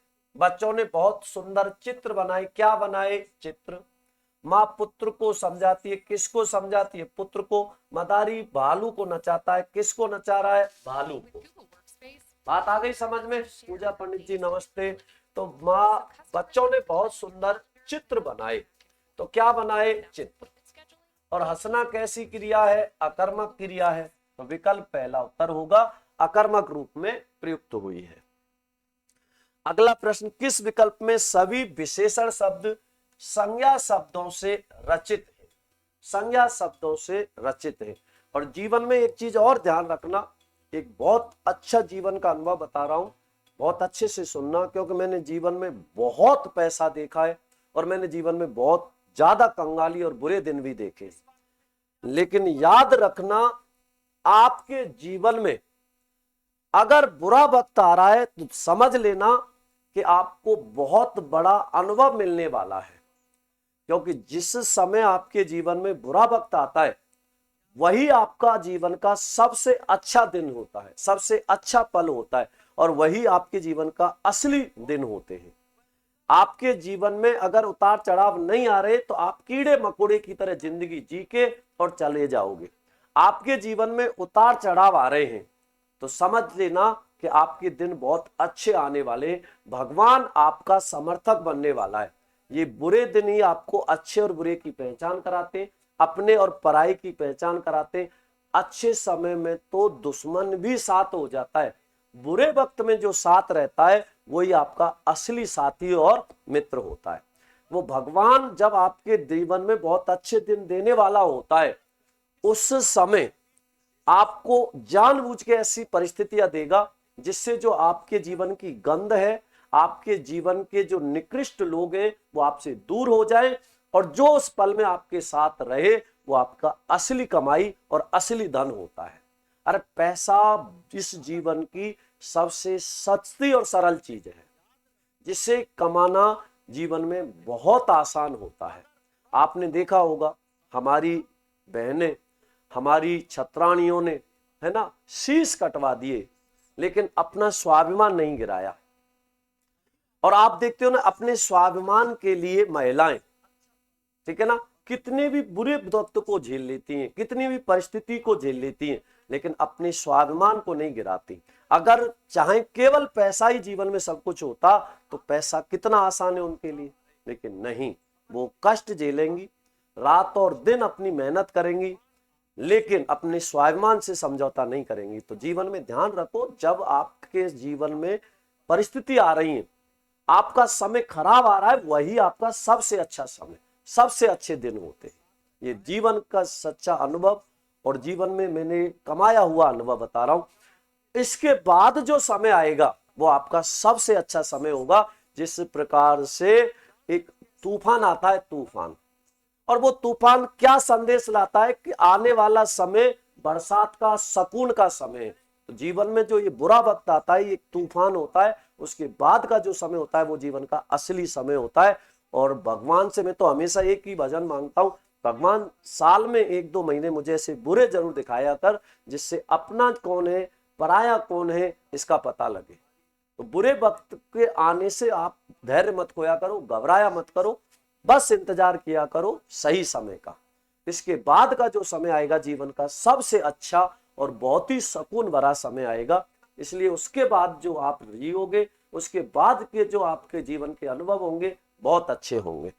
तो यहां देखो, सभी विशेषण शब्द संज्ञा शब्दों से रचित है। बहुत अच्छा। हिमांशु शुक्ला जी, जय हिंद भैया जी, बहुत बहुत स्वागत, अभिनंदन है, बहुत बढ़िया हूं के पारा सर भैया। हाँ, पुराना छात्र हूँ, हिंदी पढ़ी जब आप पढ़ रहे थे तो अच्छी हो गई है। आपका पसंदीदा शब्द लुगाई है, बहुत बहुत धन्यवाद। बिल्कुल। अब शिक्षा से बना है शिक्षित। शिक्षा से क्या बना दिया? शिक्षित, विशेषण हो गया शिक्षा संज्ञा से। और कमाना से बना दिया कमाऊ। कमाना क्या है? क्रिया है। कमाना क्या है? क्रिया है ना।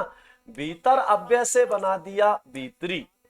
भीतर क्या है? अव्यय है, और भीतर से भीतरी, आपस से बना दिया आपसी, आपस से क्या बना दिया आपसी, पीड़ा से बना दिया पीड़ित, पीड़ा शब्द से क्या बना दिया पीड़ित, भाववाचक है। और दया भाववाचक संज्ञा से बना दिया दयानी, दयनीय विशेषण है। वर्ष शब्द से बना दिया वार्षिक, विशेषण बन गया वार्षिक वर्ष संज्ञा से। और नीचा विशेषण से बना दिया निचला, भाव हो गया। नीचा क्या है विशेषण है। इस प्रकार से आपको इसका ध्यान रखना है। बात आ रही है समझ में। अब देखो ये क्या है क्रिया है, ये अव्यय है, ये पीड़ा विशेषण है। पीड़ा, पीड़ा भाववाचक संज्ञा है, सॉरी पीड़ा क्या है भाववाचक संज्ञा है और दया भाववाचक संज्ञा है। पीड़ित विशेषण है, पीड़ित आदमी, पीड़ा भाववाचक संज्ञा। उसका भाई खेलता है में कौन सा सर्वनाम है प्लीज बताओ। टीना मेघवाल उसका, मैं कह रहा हूं आपसे कह रहा हूं उसका भाई, ठीक है। तो भाई और उसके भी संबंध करा रहा है तो संबंध कर देंगे, लेकिन आप इसमें अगर संबंध नहीं दे रहे हो तो अन्य पुरुषवाचक है उसका, हम तीसरे की बात कर रहे हैं, है ना। विकल्प तीसरा उत्तर होगा पीड़ित और दयनीय। नदी का पर्यायवाची शब्द कौन सा नहीं है। अब इसमें नदी का पर्यायवाची नहीं है पूछ रहा है, कौन सा नहीं है। बहुत अच्छा प्रश्न है शिवानी टेलर जी, हर हर महादेव। सरसी, आपगा, निम्नगा, पैश्वनी, तटनी। तो सरसी किसका होता है तालाब को कहते हैं। तालाब का एक छोटा सा रूप होता है, छोटा तालाब होता है, उसे कहते हैं सरसी। और सरसी शब्द में अगर मैं क्या जोड़ दूं रूह शब्द जोड़ दूं, सरसी रूह। सरसी रूह किसको कहते हैं कमल को कहते हैं, तालाब की रूह होती है कमल। और अगर मैं लिख दूं शिरो रूह, क्या कहा मैंने शिरो रूह। अब ये जो शिरो रूह है, इस शिरो रूह शब्द का मतलब क्या है, हमारे सिर की रूह क्या होती है, जो सिर से निकलता है वो होते हैं बाल। तो सरसी रूह कहते हैं कमल को और शिरो रूह कहते हैं बालों को। आ गया ना समझ में। हाँ अब जहां पर देखो विकल्प पहला उत्तर होगा। किस विकल्प में सभी शब्द पेड़ के पर्यायवाची। अब इसका मतलब सभी पर्यायवाची किस विकल्प में आ रहे, वृक्ष, वृक्ष, पेड़, बिल्कुल सही है। अरण्य माने होता है जंगल, है ना। अरण्य माने क्या होता है जंगल होता है। अरण्य का मतलब क्या होता है जंगल होता है। अरण्य किसको कहते हैं जंगल को कहते हैं, ध्यान रखना।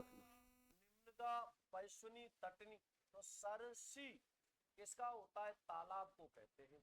तालाब का एक छोटा सा रूप होता है, छोटा तालाब होता है, उसे कहते हैं सरसी। और सरसी शब्द में अगर मैं क्या जोड़ दूं, अरण्य किसको कहते हैं जंगल को कहते हैं। आम्र, रसाल, ये आम्र आम का होता है रसाल, आम। पादप पेड़ होता है, बिल्कुल सही है कि नहीं है। हाँ बिल्कुल अनु जी बहुत बहुत स्वागत अभिनंदन है। मैं आज पहले कह चुका, मैं आज कमेंटों पे बिल्कुल ध्यान नहीं दे रहा, ठीक है ना। आज केवल और केवल मैं पढ़ाने पे ही फोकस दे रहा हूं, तो इसलिए आज कमेंटों पे पूरा ध्यान नहीं है, मैं ना कमेंटों पे ध्यान दे रहा। बाकी बहुत बहुत स्वागत अभिनंदन है सभी का, बिल्कुल। कबूतर, पुष्प, पुष्प, तरु और पेड़, बिल्कुल। शर्मा जी ब्लॉग स्वागत अभिनंदन। हाँ पुष्प पुष्प का होता है, पुष्प पुष्प को कहते हैं पुष्प पुष्प। और तरु वृक्ष होता है, पेड़ होता है। बिटप पेड़ है, द्रुम पेड़ है। सारे विकल्प चौथे में मिल रहे हैं। हाँ अनिता राठौड़ जी बहुत बहुत स्वागत अभिनंदन। हाँ बिल्कुल इसी में आएगा, पुष्प, पुष्प, तरु सब इसी में आएगा। सर कल सकल अलग रही है, अलग लग रही, कोई बात नहीं, सकल पे मत जाया करो, भावों पे जाया करो। किस विकल्प में परस्पर पर्यायवाची शब्द नहीं है, किस विकल्प में परस्पर पर्यायवाची शब्द नहीं है। किसमें नहीं है? इच्छा, अभिप्सा, इहा, अभिलाषा, चाहना, इच्छा, तो ये दोनों किसके हैं? इच्छा के। इहा, ईप्सा, अभिप्सा, चाहना, इच्छा, अभिलाषा, सब इसके अंतर्गत आएंगे। कपोत कहते हैं कबूतर को। कबूतर आ गए, कबूतर, तो कपोत किसको कहते हैं? कबूतर को कहते हैं, ठीक है, कबूतर। और पिक, वसंत दूत, वन प्रिया, कोयल के पर्यायवाची होते हैं। ये किसके पर्यायवाची होते हैं? कोयल के पर्यायवाची होते हैं। रात और यामिनी, ये रात्रि के पर्यायवाची होते हैं, रात्रि के। ऊंट और करब, ये ऊंट के पर्यायवाची होते हैं। किसके होते हैं? ऊंट के। ऊंट भी होता है, करब भी कहते हैं इसको, ठीक है। उष्ट्र भी कहते हैं, उष्ट्र, उष्ट्र ऊंट के। तो पर्यायवाची शब्द नहीं है, विकल्प दूसरे में नहीं है, बाकी सभी में। समझ आ गया? हाँ, लक्की कबूतर। किस वाक्य में निपात का प्रयोग हुआ है? किसमें निपात का प्रयोग हुआ है ये बताना है। देखो, वह पटना गया था, मुझे आने तो दो, मुझे आने तो दो, संभवतः वह आएगा, मैं कल आ सकता हूं। तो निपात का प्रयोग विकल्प दूसरे में हुआ है, मुझे आने दो, मुझे आने तो दो। तो ये तो किसका बोध करा रहा है? निपात का। क्लियर है? विकल्प दूसरा उत्तर होगा। अगला प्रश्न क्या है? किस विकल्प में विलोम शब्द युग्म नहीं है, पूछ रहा है। किस विकल्प में विलोम शब्द युग्म नहीं है? किसमें नहीं है? ऋजु, वक्र, ऋजु माने सीधा होता है, वक्र माने टेढ़ा होता है, बिल्कुल सही है। सघन, जो बहुत ज्यादा घना हो। विरल, जो बिखरा हुआ हो। संग्रह, परिग्रह, संग्रह का परिग्रह होगा क्या? नहीं। सम्मुख का विमुख हो जाएगा, बिल्कुल सही है। संग्रह का परिग्रह नहीं हो। संग्रह का मतलब होता है इकट्ठा करना, ठीक है, हाँ। और परिग्रह थोड़ी हो जाएगा। तो संग्रह, संग्रह का मतलब होता है इकट्ठा करना, संग्रह करना, विच्छिन्न, फैला हुआ होता है, ठीक है। तो विकल्प तीसरा उत्तर होगा। विलोम युग्म है, पूछ रहा है। किसमें विलोम युग्म है? सामिस, आमिस। सामिस और आमिस दोनों पर्यायवाची हैं। दोनों का मतलब होता है मांसाहारी, और इसका विलोम शब्द बनेगा निरामिष, मांस रहित, मांसाहारी, है ना। विज्ञ और अभिज्ञ दोनों पर्यायवाची हैं। अब विज्ञ का हो जाता है अज्ञ, अज्ञ का विज्ञ बनेगा, और अभिज्ञ माने होता है जानकार, और अभिज्ञ का क्या बन जाएगा? अनभिज्ञ बन जाएगा। अभिज्ञ का क्या बनेगा? अनभिज्ञ बन जाएगा। मूढ़ और विमूढ़ दोनों समान हो गए, नहीं हो गए? मूढ़ का क्या हो जाएगा? विमूढ़, मूढ़ कहते हैं मूर्ख को, और मूढ़ का क्या हो जाएगा? विद्वान लिख सकते हैं हम, है ना, विद्वान। मूढ़ का विद्वान कर देंगे, मूर्ख होता है मूर्ख। सुकर, जिसे करना आसान हो, सुकर है, और जिसे करना कठिन हो वो दुष्कर होता है। मूढ़ का वाचाल नहीं होता मिष्टी कछवाजी, वो मूक का वाचाल होता है। या मूक नहीं लिख रहा, मूक कहते हैं जो गूंगा हो, बोले नहीं, और वाचाल होता है जो बहुत ज्यादा बोलता है, तो वो मूक का बनता है, मूढ़ का नहीं बनता। मूढ़ मूर्ख को कहते हैं। हाँ, तेजपाल चौधरी, इस गुरुदेव क्या लुक बना लिए हैं, अच्छे नहीं लग रहे, इसीलिए तो बनाया है भैया। बिल्कुल। शैलेश कुमारी जी, राजस्थान पीएसआई का स्पेशल बैच भरतपुर ब्रांच पे सोमवार से शुरू करेंगे, ठीक है, और जयपुर में अपने दिव्य दृष्टि क्लासेज में चलेगा, ठीक है। तो सुकर दुष्कर हो जाएगा। सोमवार को आप भरतपुर ब्रांच पे जाके संपर्क कर लेना, है ना। हाँ, विद्वान और ज्ञानी अनुराधा एक ही बात होता है ना। किस विकल्प में संस्कृत भिन्नार्थक शब्दों का अर्थभेद सही नहीं है? क्या नहीं है? सही नहीं है। कौन सा सही नहीं?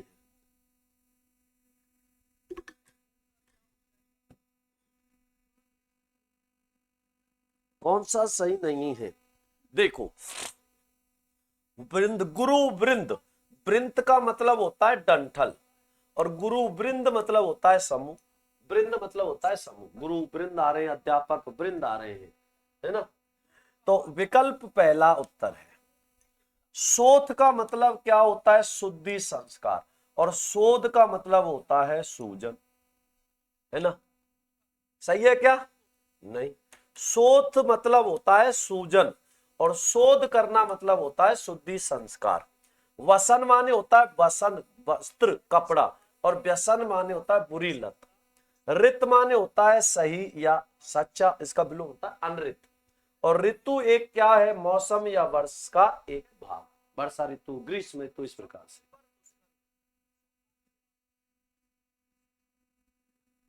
हाँ, है ना, उल्टा लिख रहा था विकल्प पहले में, यही उत्तर होगा। संस्कृत शब्दों का अर्थ भी सही नहीं है। किसमें सही नहीं है, हमें ये बताना है। संस्कृत शब्दों का जो अर्थ है वो सही नहीं है। हरण और हरिण, हरण का मतलब होता है किसी चीज का हरण करना, हरण कर लेना मतलब होता है चुराना, है ना। हरिण का मतलब होता है मृग, बिल्कुल सही है। स्रोत, अब देखो तीन शब्द होते हैं। एक शब्द होता है स्रोत, एक शब्द होता है स्रोत, और एक शब्द होता है स्तोत्र। क्या होता है? स्तोत्र होता है। अब ये जो स्रोत है, इस पहले वाले स्रोत का मतलब होता है झरना या माध्यम। झरना, धारा या माध्यम। इस स्रोत का मतलब होता है कान तेरे स्रोत रुझ गए। स्तोत्र माने होता है मंत्र या स्तुति। स्तोत्र का मतलब क्या होता है? मंत्र या स्तुति होता है। अब यही सेम यहां पर है। तो स्रोत धारा, और स्रोत मतलब कान, बिल्कुल सही है। चिर परिचित, वह मेरा प्राचीन परिचित है, दीर्घ काल से। और चीर माने वस्त्र होता है। द्रव कहते तरल को, और द्रव्य होता है पदार्थ। क्या कह रहा है? सही नहीं है। पहला बिल्कुल सही है, दूसरा बिल्कुल सही है, ये तीसरा उल्टा लिख रहा है। चिर माने होता है दीर्घकाल, चीर माने होता है वस्त्र। ठीक है। हाँ। सादिया खान जी बहुत बहुत स्वागत, अभिनंदन है। तो विकल्प तीसरा उत्तर हो जाएगा। बाकी के मैं तीनों लिख चुका हूं। अगले प्रश्न पर बढ़ते। परिच्छद और परिच्छेद। अब देखो, जहां पे परी को हटा दो आप, एक लिख दो छद और एक लिख दो छेद। अब किसी चीज के में छेद कर दिया मतलब उसके भाग में अनुभाग कर दिया, ये ध्यान से। मीरा मेघवाल जी बहुत बहुत धन्यवाद। मेरा सौभाग्य है आप लोगों को मेरी क्लास पसंद आती है। तेजपाल चौधरी भैया जी, राजस्थान पीएसआई की वैकेंसी बहुत जल्दी आएगी, जुलाई फर्स्ट वीक में इसकी सूचना आ जाएगी। ध्यान रखने वाली बात है कि इसमें समय नहीं मिलेगा, इसलिए अभी से तैयारी में जुट जाओ। राजस्थान पीएसआई में समय नहीं मिलेगा, क्योंकि वैकेंसी आने के तुरंत बाद पेपर कराएंगे, और इसका सिलेबस कम से कम 7 महीने का सिलेबस है। तो इसलिए अभी से तैयारी में जुट जाओ, सिलेक्शन लेना है तो। अरुण कुमार भैया जय श्री श्याम, स्वागत, अभिनंदन। हाँ, आवरण अनुभाग। तो परिच्छद का मतलब होता है आवरण, छद ढका हुआ, और परिच्छेद, छेद हो गए मतलब अनुभाग हो गए। तो विकल्प पहला उत्तर होगा। किस विकल्प के शब्द परस्पर विलोम नहीं है? विलोम नहीं पूछ रहा है, किस में विलोम नहीं है? सेकंड ग्रेड का एग्जाम कब है प्रेमचंद भैया? अभी फाइनल नहीं है, वैसे तो पता लगेगा अभी बहुत जल्दी। ठीक है, जो डेट दे रखी है अभी कोई फाइनल नहीं है। तो परस्पर विलोम नहीं है। साम्य, वैषम्य, सापेक्ष, निरपेक्ष, सापेक्षाल, निरपेक्षाल, ऋत, अनृत। ऋत माने होता है सत्य, अनृत माने होता है झूठ। श्लाघनीय, प्रशंसनीय, साम्य, वैषम्य। कैसे बनाएंगे? अब आप कई के तो ये ही नहीं समझ आ रहा होगा कि सर ये अर्थ क्या है साम्य और वैषम्य के। अरे बहुत सरल है। साम्य किससे मिलके बना है? सम, धन, य। और इस सम शब्द में जब ये आपको कोई शब्द का अर्थ समझ नहीं आए तो उसके टुकड़े कर लिया करो। अब सम में जब यह प्रत्यय जोड़ेंगे तो यह प्रत्यय के कारण ए का आ हो जाएगा। और दूसरा कौन सा है? विषम धन य। विषम धन य, यही तो होती है विशेषता कि सरल बनाना आना चाहिए। अब विषम का मतलब, विषम धन य, यह प्रत्यय के कारण ई का आई हो गया और विषम धन यह क्या हो गया, वैषम्य हो गया। अब बताओ कितना सरल था इसको निकालना। प्रत्यय को अलग कर देते, सम धन ये साम्य, विषम धन ये, तो सम का विलोम विषम होता है कि नहीं होता? तो पहला निकला नहीं निकला, बहुत आसान है। अब यहां देखो श्लाघनीय और प्रशंसनीय दोनों पर्यायवाची हैं। श्लाघा प्रशंसा ये एक दूसरे के पर्यायवाची हैं। श्लाघनीय प्रशंसनीय का निंदनीय हो जाएगा, निंदा धन अनीय निंदनीय हो जाएगा। तो ये दोनों पर्यायवाची थे, तो विकल्प चौथा इसका उत्तर हो गया, है ना। कि क्लास नहीं मिल पा रही है। प्रेमचंद बड़ी भैया जी, कॉल सेंटर वाला जो नंबर है इस पे मैसेज छोड़ देना, किसी भी प्रकार का कोई डाउट हो। आजकल मैं खुद इसको देख रहा हूं नंबर को, जिससे कि आपको कोई असुविधा ना हो, ठीक है। इस पे मैसेज छोड़ देना, जरूर रिप्लाई आएगा। अगर आपने कोई मैसेज भेजा हो उसका रिप्लाई नहीं आया हो तो दोबारा भेज दिया करो, क्योंकि आपको पता है एक दिन में सैकड़ों की संख्या में मैसेज आ जाते हैं, ठीक है।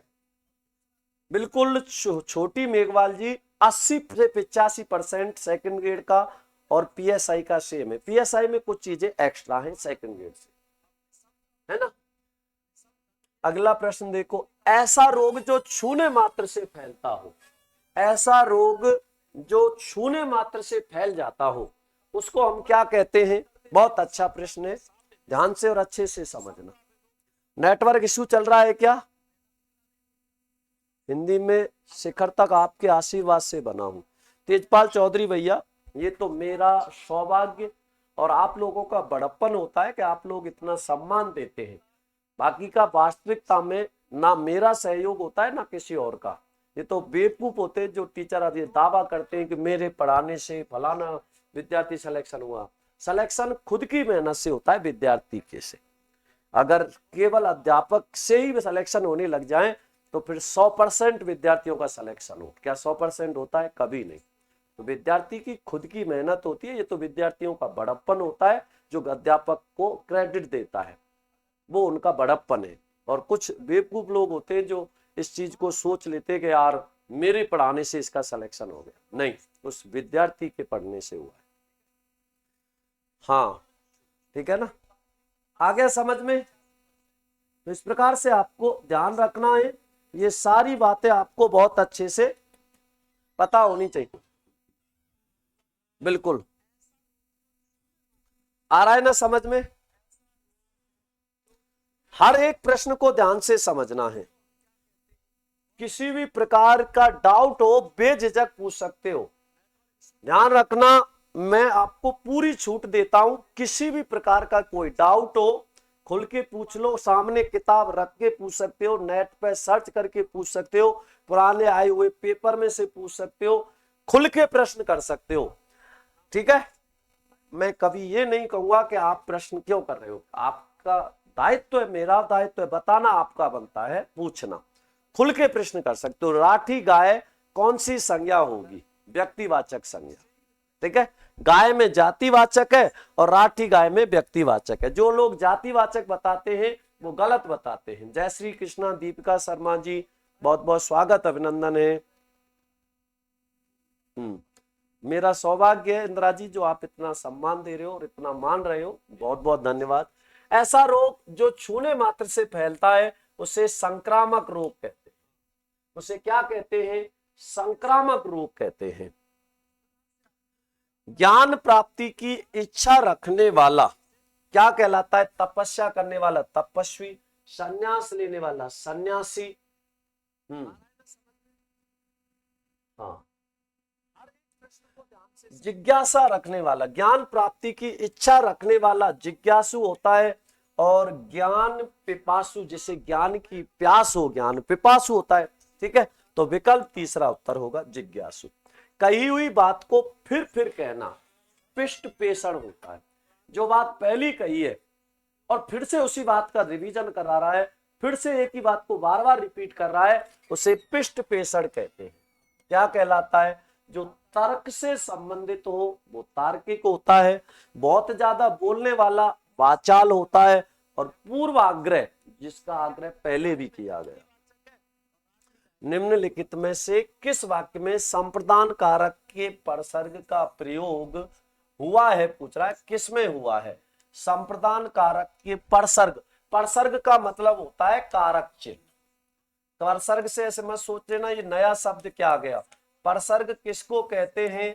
परसर्ग का मतलब होता है कारक चिन्ह। परसर्ग मतलब का, राम के हित लक्ष्मण बन गए थे, वह घर से बाहर आया है, से बाहर, इसका मतलब अलग हुआ है, और अलग होने के अर्थ में आता है अपादान। के वास्ते, के हेतु, के निमित्त, के लिए, ये संप्रदान होता है। के वास्ते, के हेतु, के निमित्त, के हित, ये संप्रदान होता है। लड़का अब अपने पांव से चलता है, अब उसके चलने का साधन क्या है? पांव है। अब साधन आ रहा है, इसका मतलब करण हो जाएगा। तो उस जगह एक सभा होने जा रही है, इसका मतलब जगह पर होने जा रही है, और जगह पे होने जा रही है, इसका मतलब यहाँ कौन सा कारक होगा? अधिकरण कारक होगा। बिड़बिड़ी खा जाते अगर मैं पूछता इसको तो कौन सा होगा? अधिकरण कारक होगा उस जगह पर, स्थान पर। इस प्रकार से विकल्प पहला उत्तर होगा। जिसका आचरण अच्छा हो, वाक्यांश के लिए सार्थक शब्द होगा सद्भाव, जिसके भाव अच्छे हो, सज्जन जो खुद अच्छा हो, साधु जो बहुत ही ज्यादा सीधे स्वभाव का हो, और जिसके आचरण अच्छे हो, सत धन आचार धन ई, सदाचारी, अच्छे आचरण वाला। विकल्प चौथा उत्तर होगा। सभी शब्द स्त्रीलिंग हैं, इसमें से किसके सभी शब्द स्त्रीलिंग है? स्त्रीलिंग पूछ रहा है किसके? आर्यन खोकड़ जी बहुत बहुत स्वागत, अभिनंदन है, बहुत बहुत शुभकामनाएं। अब सभी शब्द, हाथी होता है बालू, बालू नहीं, बालू, बालू, बालू होता नहीं है, बालू होती है, भालू होता है, बालू रेत को कहते हैं, और आलू होता है, बलाई होती है, हलवाई होता है, ईसाई होता है, इमली होती है, चांदी होती है, लौकी होती है, साथी होता है, घी होता है, शक्कर होती है। तो विकल्प तीसरा उत्तर होगा, क्योंकि सभी के सभी स्त्रीलिंग शब्द है। बात आ गई समझ में? ये ध्यान रखिए। आगे देख, किस विकल्प में कोई भी शब्द स्त्रीलिंग नहीं है? किस विकल्प में कोई भी शब्द स्त्रीलिंग नहीं है? किसमें नहीं है? नदी होती है, झील होती है, सरोवर होता है। तो सरोवर होती है क्या? नहीं होता है। नींबू होता है, दही होता है, केला होता है, नींबू होता है, दही होता है, केला होता है, इसका मतलब एक भी स्त्रीलिंग नहीं है। प्रतिपदा होती है, मंगलवार होता है, टोपी होती है, पानी होता है, ज्ञानी होता है, और नानी होती है। इसका मतलब विकल्प दूसरे में कोई भी स्त्रीलिंग नहीं है, सारे के सारे पुल्लिंग है ना। विकल्प दूसरा उत्तर होगा। कौन सा शब्द सदैव एक वचन में प्रयुक्त होता है? सदैव एक वचन। सर स्पर्शी और स्पर्श व्यंजन में अंतर समझा दो एक बार। उदयलाल भैया जी बिल्कुल समझाएंगे, और ऐसा समझाएंगे कि जिंदगी में दोबारा बोलने की गलती नहीं करोगे। देखो, एक तो होते हैं स्पर्श, और एक होते हैं स्पर्शी। स्पर्श जो व्यंजन होते हैं इनकी संख्या होती है 25। कौन से? का से लेकर मां तक कितने वर्ण होते हैं? 25। और इन 25 वर्णों को हम क्या कहते हैं? स्पर्श। अब जब स्पर्श शब्द में जब हम ई प्रत्यय जोड़ेंगे तो क्या बन जाएगा? स्पर्शी। और स्पर्शी व्यंजन कितने होते हैं? 16। क, ट, त और प वर्ग के, और प वर्ग के प्रारंभ के चारों वर्ण, और प वर्ग के प्रारंभ के चारों वर्ण क्या कहलाते हैं? स्पर्शी कहलाते हैं। इनकी संख्या होती है 16। अब सुनो ध्यान से, कैसे ध्यान रखोगे? मैंने शब्द लिया जनक, और इस जनक शब्द में जब मैंने ई प्रत्यय जोड़ा तो क्या बना? जानकी।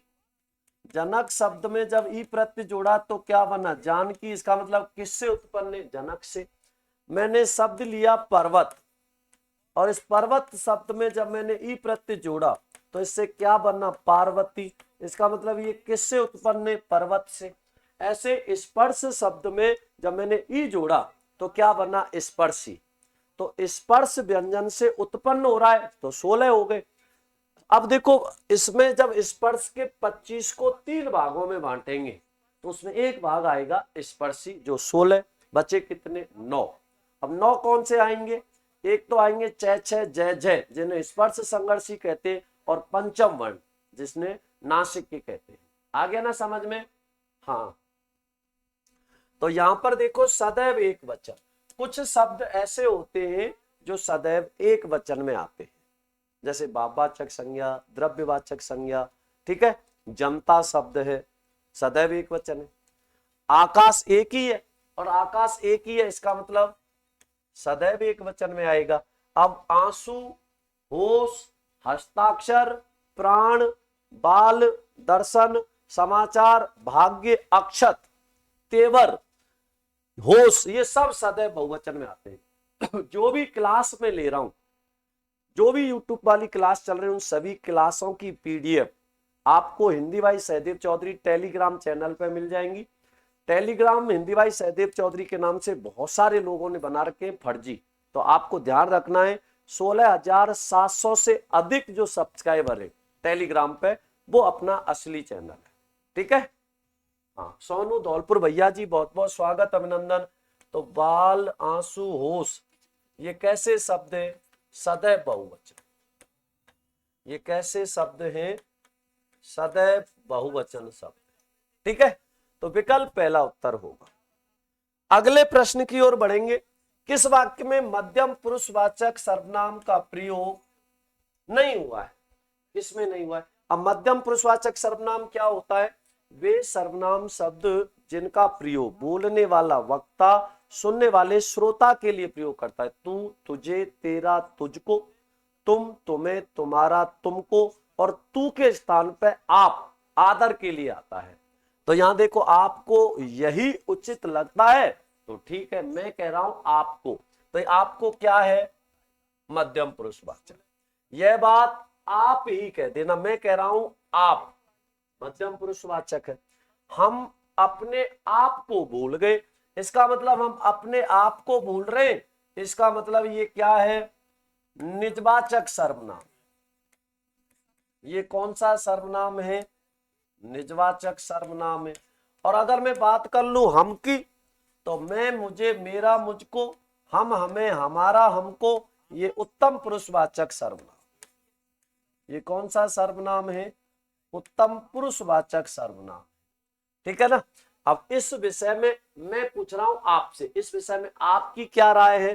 तो ये आपकी क्या है, मध्यम पुरुषवाचक है, तो इसमें क्या पूछ रहा है कि नहीं हुआ है, विकल्प तीसरे में नहीं हुआ, निजवाचक है और उत्तम। श्री राम, बात आ रही है अच्छे से समझ में। ऐसे प्रश्न ज्यादा पूछे जाते पेपर में, स्क्रीनशॉट ले लेना चाहो तो। अगले प्रश्न की ओर बढ़ते हैं। हिमालय से अनेक नदियां निकलती हैं, इस वाक्य में किस कारक के प्रसर्ग का प्रयोग हुआ है। अब देखो, हिमालय से जिससे अलग हुआ जाता है उसमें अपादान कारक होता है ना। तो हिमालय से अनेक नदियां निकल रही हैं, किससे अलग हो रही है, हिमालय से, तो इसमें कौन सा कारक है, अपादान कारक, क्योंकि अलग होने के अर्थ में अपादान। अब मैं लिखूं, जैसे मैं भरतपुर से जयपुर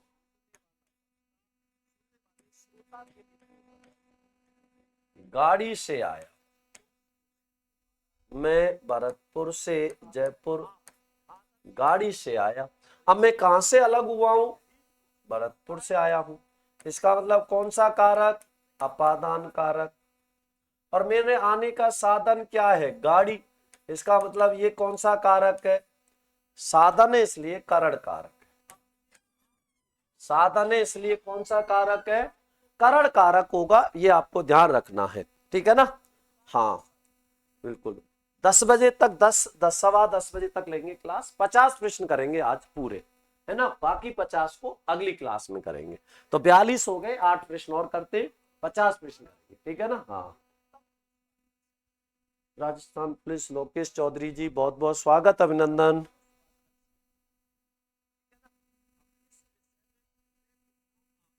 हाँ, अगला प्रश्न देखो, अगला प्रश्न क्या है, ध्यान से समझो।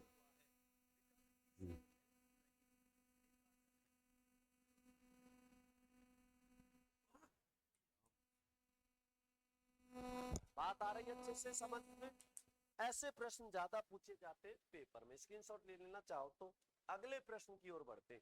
हिमालय से अनेक नदियां निकलती हैं, इस वाक्य में किस कारक के प्रसर्ग का प्रयोग हुआ है।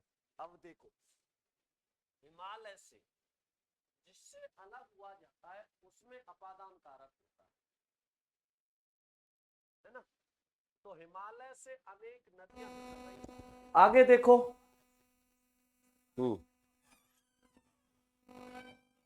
अगले प्रश्न की ओर बढ़ते हैं, ध्यान देना अगले प्रश्न पर अच्छे से समझ। आवाज आ रही है? आवाज नहीं आ रही, एक बार आवाज आ रही है? आ रही है। अब देखो आगे, किस विकल्प में समश्रुत भिन्नार्थक शब्दों के अर्थ भेद सुमेलित नहीं है। किसमें सुमेलित नहीं है ये पूछ रहा है, बताइए किसमें नहीं है। अच्छे प्रश्न है, ध्यान से और सोच के उत्तर देना। और मेरे आने का साधन क्या है? गाड़ी। इसका मतलब ये कौन सा कारक है? साधन है, इसलिए करण कारक।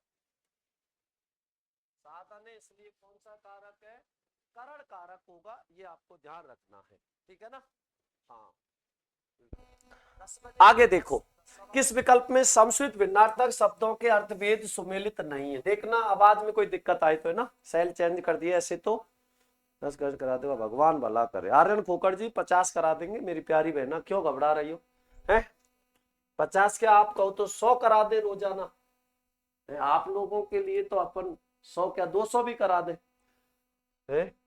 आपका भला होना चाहिए, विद्यार्थी के भला ही सर्वप्रथम है। अश्व माने होता है घोड़ा, सुमेलित पूछ रहा है। और अश्व माने खच्चर नहीं होता, पत्थर होता है, जीवाश्म। अक्ष्म माने होता है पत्थर। अश्म किसको कहते हैं? पत्थर को कहते हैं। बरजू गांधी जी, बिल्कुल साफ। क्यों नहीं होगा सिलेक्शन, कोई बड़ी बात थोड़ी है, बहुत आसान है। बस ईमानदारी से मेहनत करो, जरूर जरूर मिलेगी सफलता। मेहनत ईमानदारी से होनी चाहिए, सबसे पहली शर्त है। जल को देने वाला कौन होता है? बादल। जल को देने वाला कौन होता है? बादल। और जल में जन्म लेने वाला कौन होता है? कमल। यदि पानी के पर्यायवाची में जा जोड़ देंगे तो कमल के बन जाएंगे, दा जोड़ देंगे तो बादल के बन जाएंगे, और धी जोड़ देंगे तो समुद्र के बन जाते हैं, ठीक है।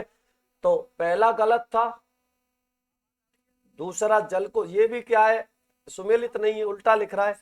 सर्वथा और सर्वदा।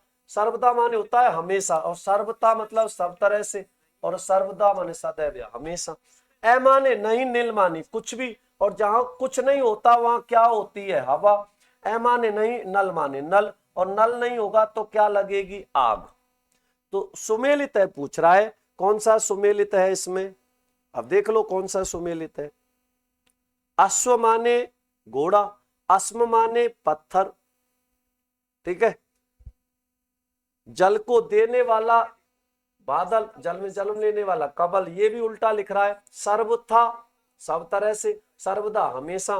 तो विकल्प तीसरा उत्तर होगा कि नहीं होगा? तीसरा ही तो बैठ रहा है, इसलिए यही उत्तर होगा। अगला प्रश्न है, निश्चयार्थक वृत्ति का प्रयोग किस विकल्प में हुआ है? जिससे हमें किसी कार्य के होने की निश्चितता का बोध हो जाए, वो निश्चयार्थक है। और संकेत का बोध हो जाए तो संकेतार्थक है। संकेत में यदि तो जुड़ा रहता है। हमें सदैव सच बोलना चाहिए। बच्चे ने पुस्तक पढ़ ली है, भगवान सबका भला करे ऐसी मेरी इच्छा है, शायद वह आज आ जाए। इसका मतलब ये क्या है? संभावनार्थक वृत्ति है। तो क्या पूछ रहा है, निश्चयार्थक वृत्ति। अब देखो बच्चे ने पुस्तक पढ़ ली है, इसका मतलब निश्चित है, तो ये निश्चयार्थक वृत्ति हो गई, हुई कि नहीं। तो विकल्प दूसरा उत्तर होगा, बच्चे ने पुस्तक पढ़ ली है, इसका मतलब कार्य पूरा हो चुका है, निश्चयार्थक वृत्ति। आवृत्ति मूलक पक्ष, आवृत्ति मूलक का मतलब होता है जो कार्य बार बार होता रहता हो, उसे कहते हैं आवृत्ति मूलक। जैसे मोहन अध्यापक है, बालक पुस्तक पढ़ रहा है, बच्ची सो चुकी है, वह स्कूल जाता है। अब स्कूल जाता है इसका मतलब एक दिन तो नहीं गया होगा, अब स्कूल एक दिन का नहीं होता है, स्कूल तो हमेशा चलता है, साल भर चलेगा पूरा, है ना। मनफूल भैया जी, करोड़ीवाल जी, स्वागत अभिनंदन। वह स्कूल जाता है, ये निश्चय आवृत्ति मूलक पक्ष है। क्या है ये, आवृत्ति मूलक पक्ष है, वह स्कूल जाता है, ये इसका उत्तर है। बिल्कुल राहुल जौनवाल भैया जी, बहुत बहुत स्वागत अभिनंदन है। सर मैं आज मिला था और मैं आपकी क्लास ले रहा हूं। राहुल भैया बहुत बहुत स्वागत अभिनंदन, तुमने परेशान खूब कराया है मुझे इस राहुल ने। अब इसकी बेचारे की मैं गलती नहीं मान सकता, इस राहुल ने मुझे इतना परेशान करवा दिया कि इसने मुझे थाने के, जयपुर के, भरतपुर के, पता नहीं कहां के चक्कर लगवा दिए। आप लोग जितने भी लाइव जुड़ रहे हैं, आप ईमानदारी से बताओ क्या मैंने आज तक किसी भी विद्यार्थी के साथ चीट या धोखा किया है। किसी भी विद्यार्थी की अगर मैंने वैलिडिटी बढ़ाई है तो वैलिडिटी बढ़ाने के पैसे लिए हैं क्या, किसी की वैलिडिटी बढ़ाने के भी, वैलिडिटी बढ़ाने के भी पैसे नहीं लिए, ठीक है ना।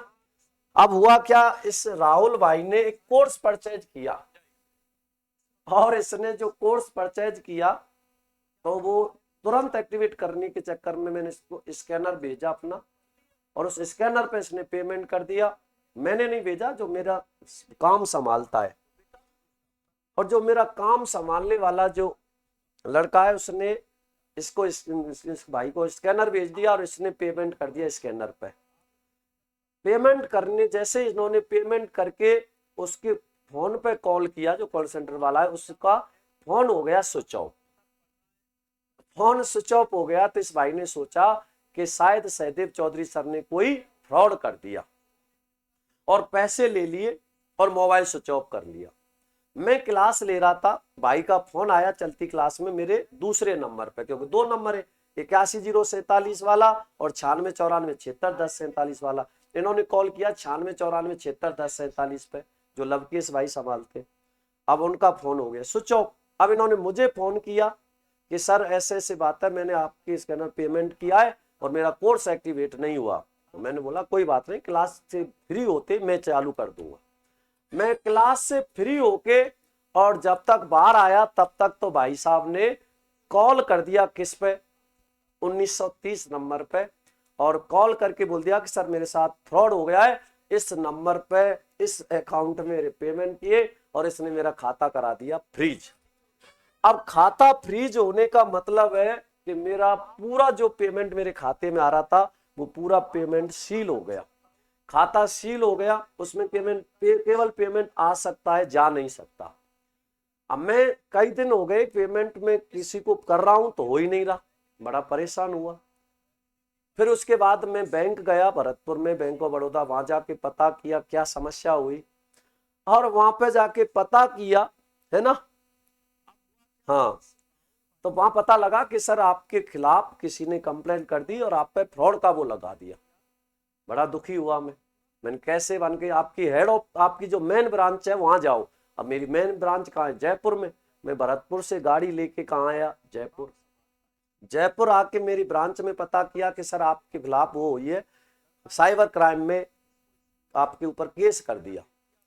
यहां से मैं साइबर क्राइम ऑफिस वापस भरतपुर गया, भरतपुर में जाके पता लगा कि सर आपके मंडावर थाना लगता है दौसा में, महुआ के पास। भाई को कॉल किया, भाई फोन ही नहीं उठाए, फिर जो नंबर दे रखा था उस पर मैं बड़े परेशान।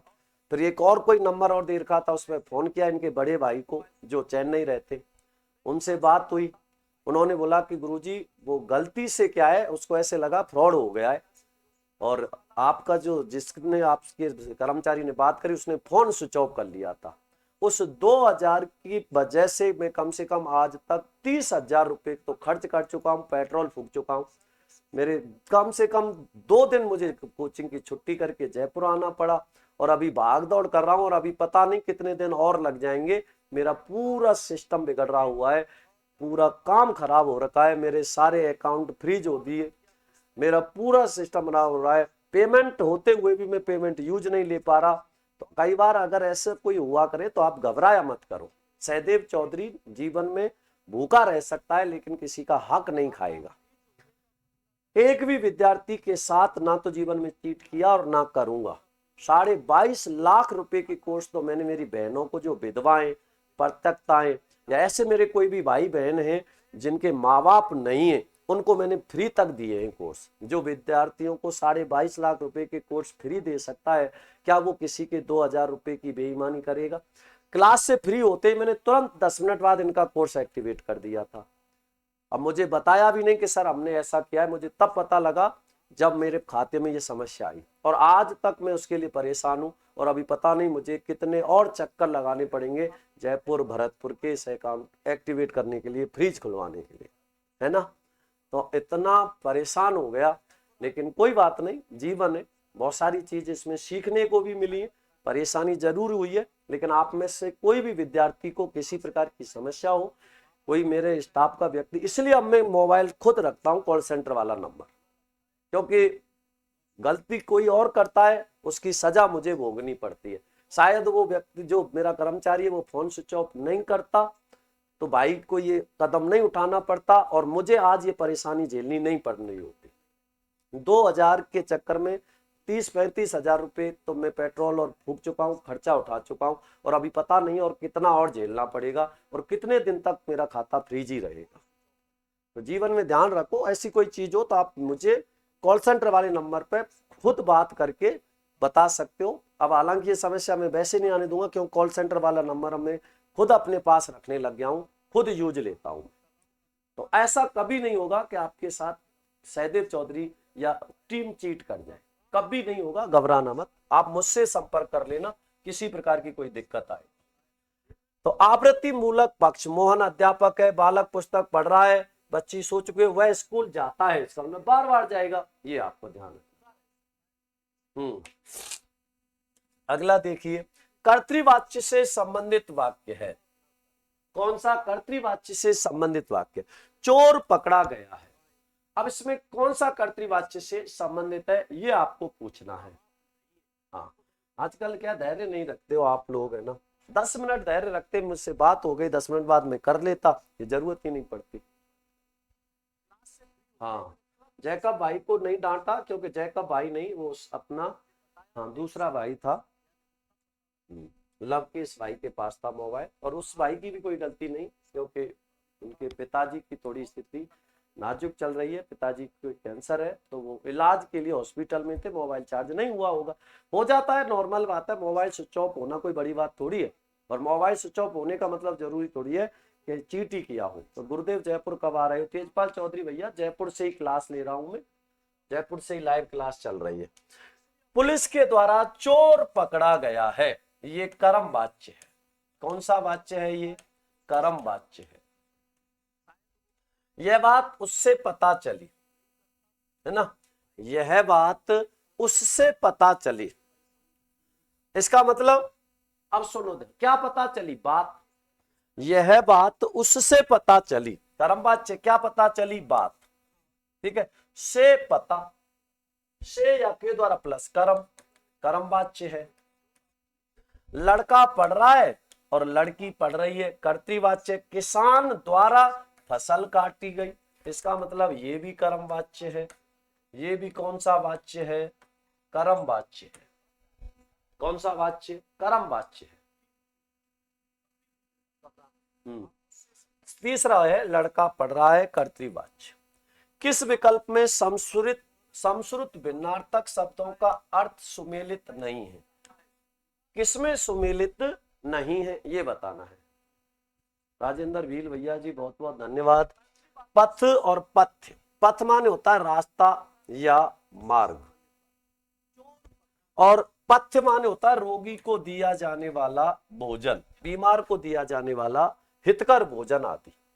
तो बिल्कुल सही है, पथ रास्ता भी होता है, मार्ग भी होता है, और पथ्य होता है रोगी या बीमार को दिया जाने वाला भोजन।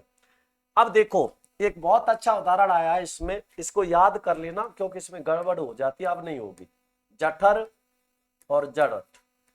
जवानी में पेट होता है आगे, पेट आगे, पेट का मतलब ठह ऐसा लग रहा है ना जैसे पेट हो, और पीछे आ गया, इसका मतलब अब आ गया बुढ़ापा।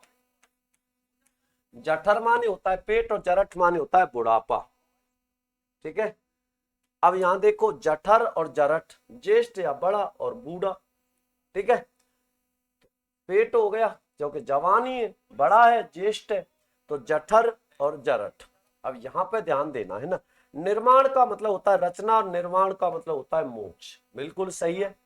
ठीक है, तर्क माने होता है बहस और तक्र माने होता है छाछ। तो बताओ जठर माने ज्येष्ठ या बड़ा है क्या? जठर माने होता है पेट और जरठ माने होता है बूढ़ा। तो विकल्प दूसरा गलत है कि नहीं? केवल एक शब्द को ही अलग लिखा है, बाकी सब कुछ सेम लिख दिया। हाँ,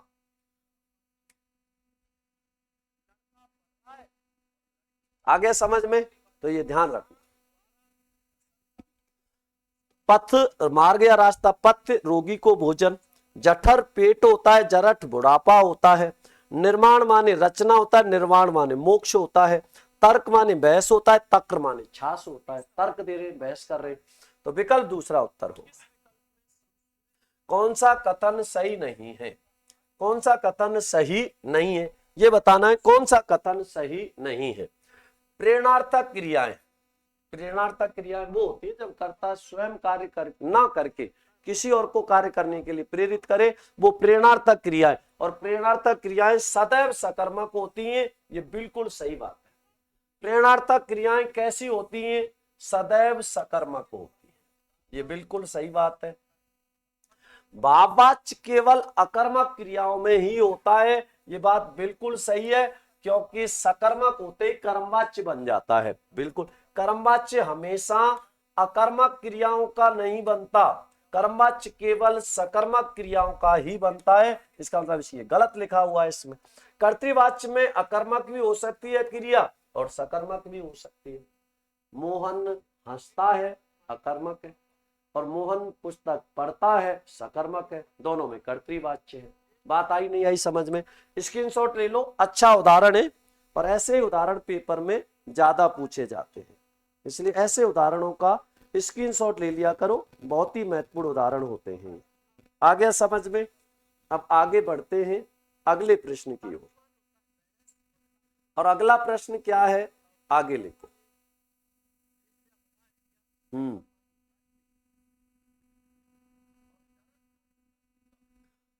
आगे बढ़ो। कौन सा कथन गलत है? गलत कथन पूछ रहा है, इसमें से कौन सा कथन गलत है? सर ऑफलाइन कोचिंग भरतपुर में ही है क्या? शिवानी चौधरी, सोमवार, मंगलवार, बुधवार, गुरुवार 4 दिन राजस्थान पीएसआई की क्लास चलेगी भरतपुर में। शुक्रवार, शनिवार, रविवार 3 दिन क्लास चलेगी। दिव्य दृष्टि क्लास है रिद्धि सिद्धि के पास जयपुर में। ठीक है ना? तो फिलहाल मैं जयपुर ही हूँ। तो राजस्थान पीएसआई की तैयारी अगर भरतपुर में करनी है तो सोमवार, मंगल, बुध और गुरुवार, और अगर जयपुर में करनी है शुक्रवार, शनिवार और रविवार। बाकी सारे बैच आपके भरतपुर में भी चल रहे हैं। राम राम राजेंद्र मीणा भैया। तो कौन सा कथन गलत है? रचना की दृष्टि से वाक्य के 3 प्रमुख भेद किए जाते हैं, साधारण, मिश्र और संयुक्त। बिल्कुल सही बात है। प्रयोग या रचना के आधार पर वाक्य के 3 भेद, साधारण, संयुक्त और मिश्र। अर्थ के आधार पर 8 भेद होते हैं, विधानार्थक, निषेधार्थक, प्रश्नार्थक, इच्छार्थक, विस्मयार्थक, आज्ञार्थक, संकेतार्थक, संदेहार्थक। तो बिल्कुल पहली बात बिल्कुल सही लिख रही है। वाक्य में प्रयुक्त क्रिया को उद्देश्य और कर्ता को विधेय कहते हैं, ये बिल्कुल गलत लिख दिया, क्योंकि क्रिया को तो कहते हैं विधेय, क्रिया को क्या कहते हैं? विधेय, और कर्ता को कहते हैं उद्देश्य। तो ये उल्टा लिख दिया है, गलत लिखा हुआ। साधारण वाक्य में एक ही उद्देश्य होगा, एक ही विधेय होगा, पूरा वाक्य एक ही झटके में बोलेगा।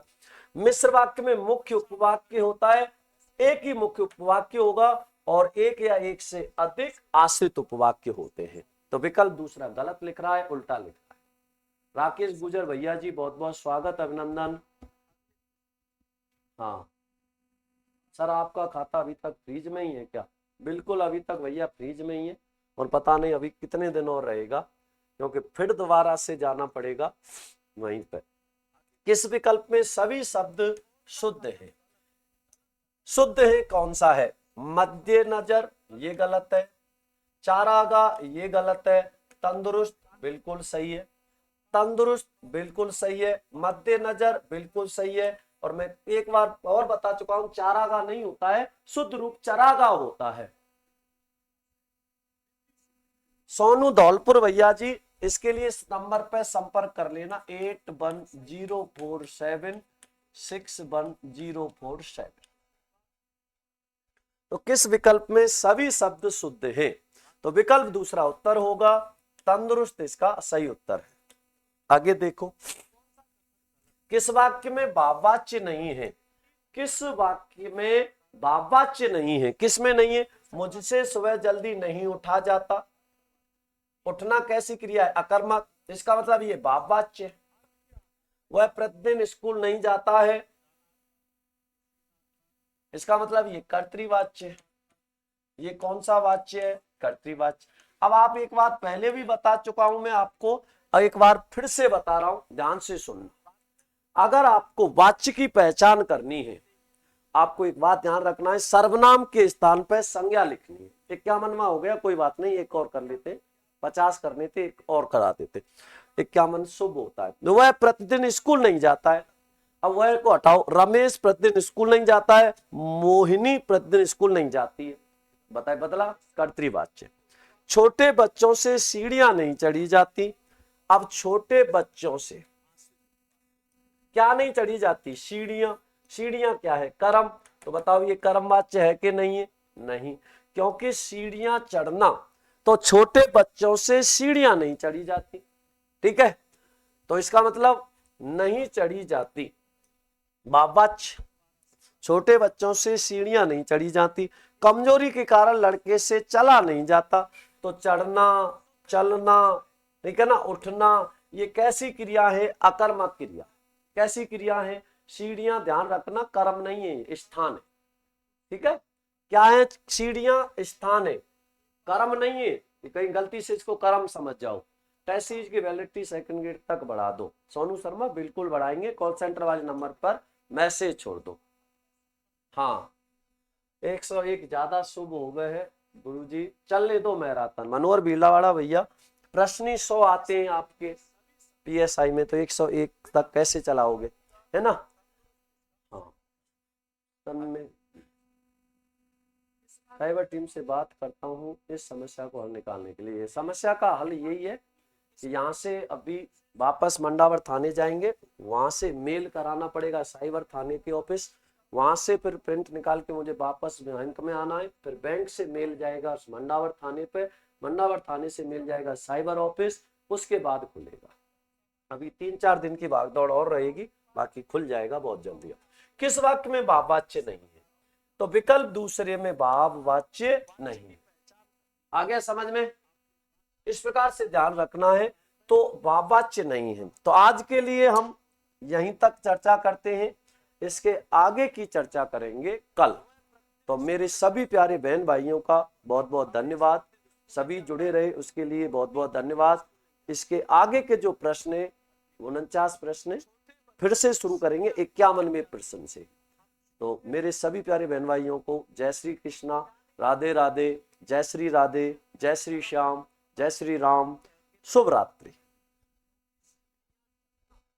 छोटे बच्चों से सीढ़ियां नहीं चढ़ी जाती, ठीक है, तो इसका मतलब नहीं चढ़ी जाती, भाववाच्य। छोटे बच्चों से सीढ़ियां नहीं चढ़ी जाती, कमजोरी के कारण लड़के से चला नहीं जाता, तो चढ़ना, चलना, ठीक है ना, उठना, ये कैसी क्रिया है? अकर्मक क्रिया। कैसी क्रिया है? सीढ़ियां, ध्यान रखना, कर्म नहीं है, स्थान है। ठीक है, क्या है? सीढ़ियां स्थान है, कर्म नहीं है, कहीं गलती से इसको कर्म समझ जाओ।